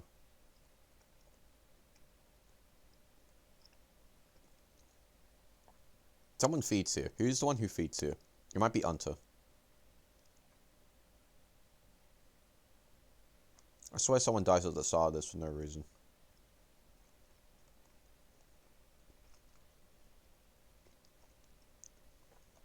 What do I think about Addy's wall then? It was actually pretty good. It forced out Geordie's cooldown. If they do something with that now, they can actually do it. So Addy's got his May ult, so he needs to try and freeze him. There's Science ult again. That wall fucked Adam's bomb. That was Yuki's wall. Magical Geordie. Get the freeze going. Alright, Mindfreak actually played that really well. What did they do better though? I'm not sure. They do the wall that cuts off the right side, so that's good. Geordie's doing his coalescence at the moment and they get barrier down. This sim barrier probably could have been a bit better, maybe. I mean, that fucked them. Them doing that, it was an absolute throw, but It's whatever. Actually, no, the sim barrier is pretty good. I shouldn't talk shit about it. Now that I actually got a better view at it. Oh, and because Adam's in his mech, Addy can just throw this bomb. Yeah, okay. That was a really bad play by Adam then. Just leaving the mech when he knows that Addy's going to have his freeze. Maybe he didn't think he had it, but I wouldn't expect that to be the case, since you haven't seen it for a while. No, you didn't see it last fight, so...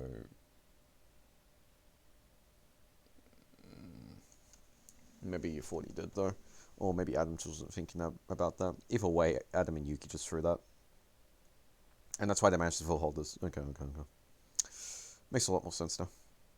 And then MF's got just a huge ult advantage, and that order's completely bones. They need, like, an initial just random pick from Narnia, which isn't possible with this comp. Yuki's forced out his ward, forced out his barrier until he dies in the process. Quats goes for Bongo, but it's not great. They need to turn and kill Sign soon, otherwise Sign's just going to melt through them all. If they manage to kill Sign here, they should win. Yep, they kill Signed. Alright, yep, that's they win. They win this map. Okay, that was good. That was a good recovery.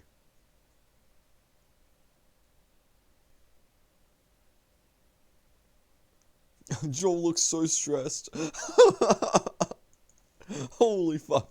Look at that. That's the fucking walk of a man who was stressing his neck out.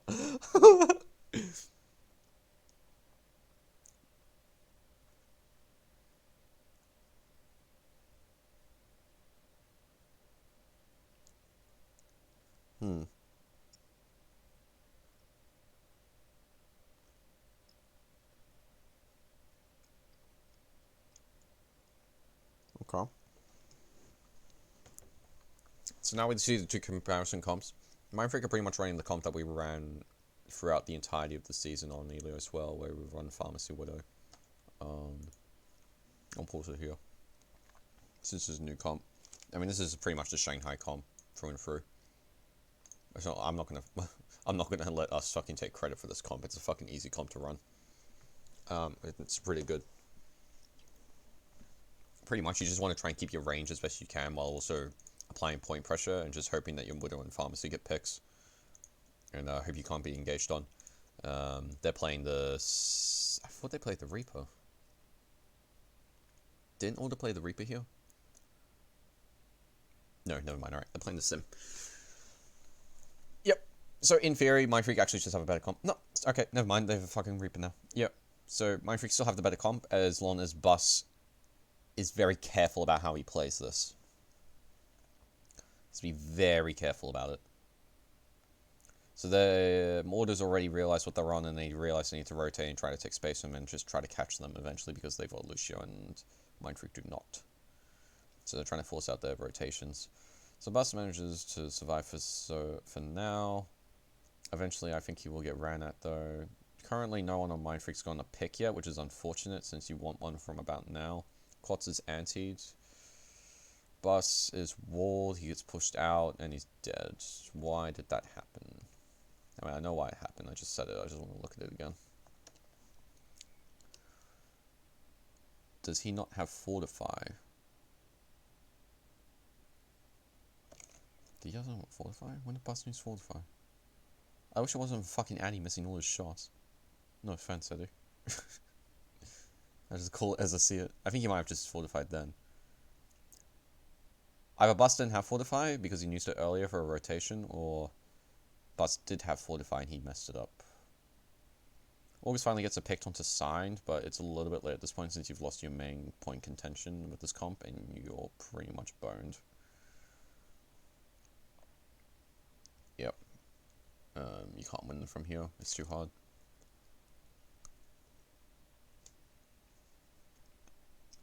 So now Mindfreak decide to go run the Reaper comp now that Sign's gone over to the Widow. And then Sign comes back as the Reaper. But now Mindfreak are at a severe disadvantage in comparison to Order because Order's going to have a coalescence for this fight, whereas Mindfreak will not. So Mindfreak should lose this fight pretty convincingly.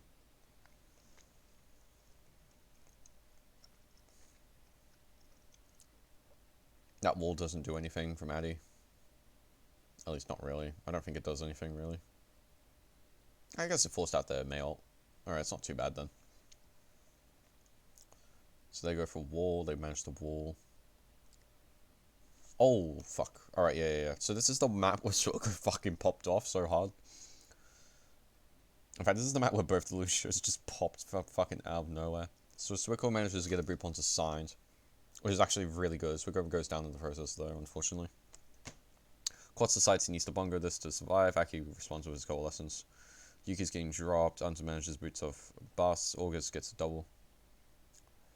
Kiki throws down his bomb to deny the shield for Quats and anyone who wanted to retreat around. August unfortunately dies during this. And Mindfreak have to run, I think. Because Bus is currently down. Why did they win that? Hold on. I'm actually really confused. Is it because Unto committed his beat? Unto got beat off Bus and he decides to commit it. Which lets Adam stay alive for long enough to recontest until Signed gets back, so manages to burn August down so that they have all their damage, and then Geordie's back now, and they've regrouped on their side. And so Mindfreak have no point control now. Unto feeds. Alright. That was a pretty good play. That was a really good coordination, regrouping from order then and not panicking on the situation. It was good from Hunter as well to clutch up like that.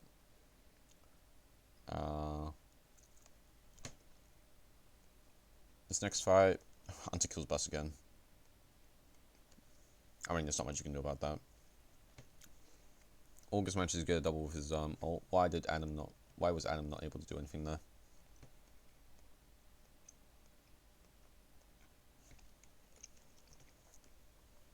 Why was Adam not able to do anything there? Did he get frozen? Yes, he got frozen. Okay. And the shield broke just in time, so that couldn't do anything. August managed to clutch then pretty hard. Despite Bus going down. I think all this saw Bus go down, and then they were like and then I think they were convinced that the fight was won at that point, since usually when the Orisa drops, that's a good sign that things are going your way, since that's a lot of their point control. Especially if it's just your Lucio who did it and you didn't have to commit any resources. But I think they were raring to then just go punish them, Mindfreak for the rest of it, but it didn't happen.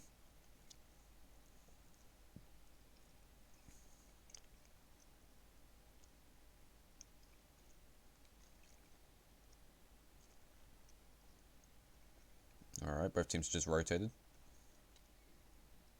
Aki does a clean rotation. Everyone did a really... Holy shit! Why did Bus fortify there? Might I ask?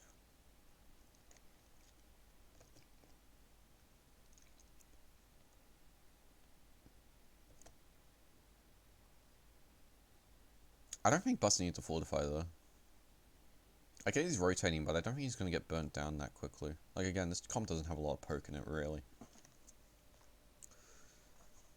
Also, notice how Bus were actually, like... I think you notice how... Actually, no, ignore that. I was about to say, notice how Order are the ones not really rotating, but Mindfreak are, because they're just so afraid of getting ran over, but that's not what happens at all. Alright, well they do suck a boop. They must have coordinated that shit super fucking quickly.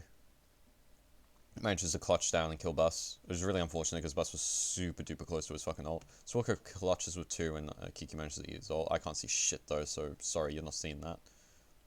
I think Swalker just won on the F and got him. Sign dies, yeah, and they just lose this now. I mean, again, the fucking supports just fucking clutched out of nowhere. I remember when that happened, Swalker was so fucking grinning, like, on stage. He was just so fucking, like, let's go.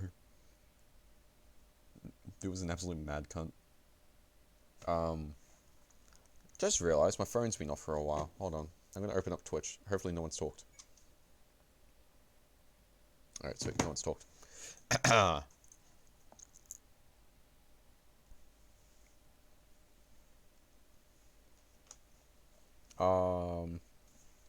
This fight,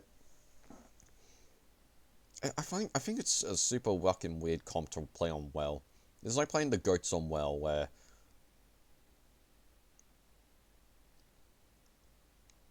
It just seems so contrary to like what would actually be good. Like surely a pharmacy would just be better here than the Reaper shit. Like surely some kind of ball comp would be better. But maybe I'm wrong. I probably am. Just because you lose all that point control. Anyway, both teams are just doing clean rotations. They've wised up to Unta's shit now, so they're just going to let him go through. What was that wall like from Yuki then? What did that do? If it fucking went back, holy shit. What did that wall from Yuki do? That actually was a very good wall because it split them off pretty hard at the start of that. And then all clumped them together so they couldn't retreat. Cyan gets bongoed into a Death Blossom into ult, which manages to kill Bus. DMX Kiki. Kiki gets his bomb out, kills Quats. Why does that kill Quats? Quats turns a corner. Okay. Nice one, nice one. The shield's down at the moment. Addy manages to get a nice freeze off. Swilker manages to kill Sai. Swilker kills the bongo. I swear this is when Swilker fucking clutched again. He manages to kill Geordie. I feel so bad for Swilker. He actually did so fucking good this match. Bus comes back, but he's on ball, and there's 4 respawns. Yeah. Kiki's back now as Winston. But Mindfreak just don't have the clutch potential that Order do right now. And as a result, Order win.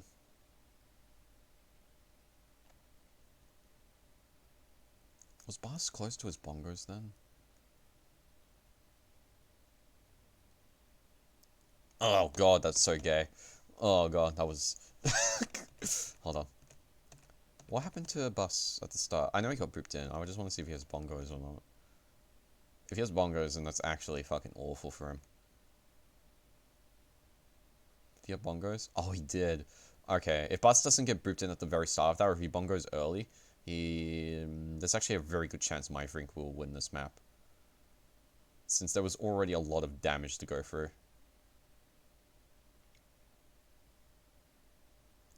Quats was the most timid man then. He just gave a small little speechless clap.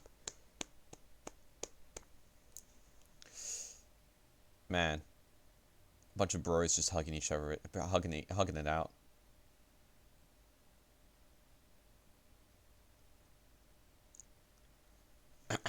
Anyway. Well, that was the entire review done. Pretty much all I fucking learnt was if you run at them and use your cooldowns properly, you'll probably win. So that was a fucking waste of 4 hours. Ugh. At least a lot. Alright. Pretty tired.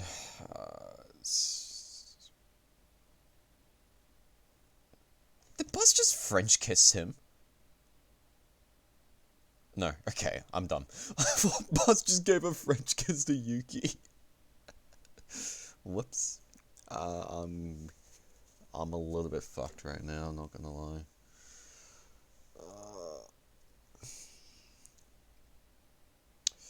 Well, yep, I mean, Order's still winning because they're still the most coordinated team in Australia. They're a team that just fundamentally understands the game more than other teams, and they know how to capitalize off mistakes. I will say, overall, for the first LAN that a lot of those Mindfreak players have been at, they did really decently. I know I'm talking like I know exactly what I'm talking about, but I don't, since I've never been to LAN. But to my knowledge, the only person with experience at LAN is Bus. And I would imagine the amount of hesitation you'd have doing things knowing that probably 50,000 people were watching you is a little bit fucked. Actually, probably not 50,000, let's be generous, let's be 10,000. At least one.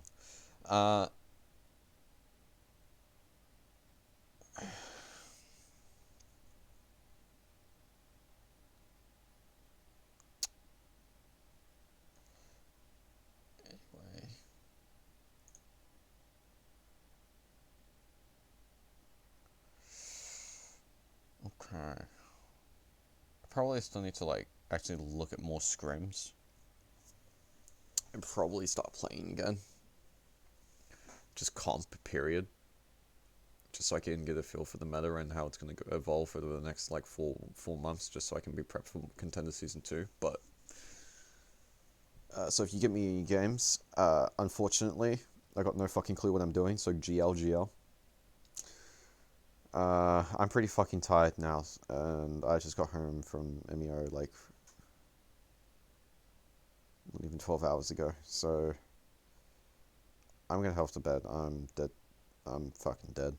It was really nice to meet anyone who watched this at MEO. Or you cunts who were too afraid to come up and say hi to me. I'm not even going to say the words because I can't be fucked. I'm going to go to bed now before I say something incredibly racist. Good night.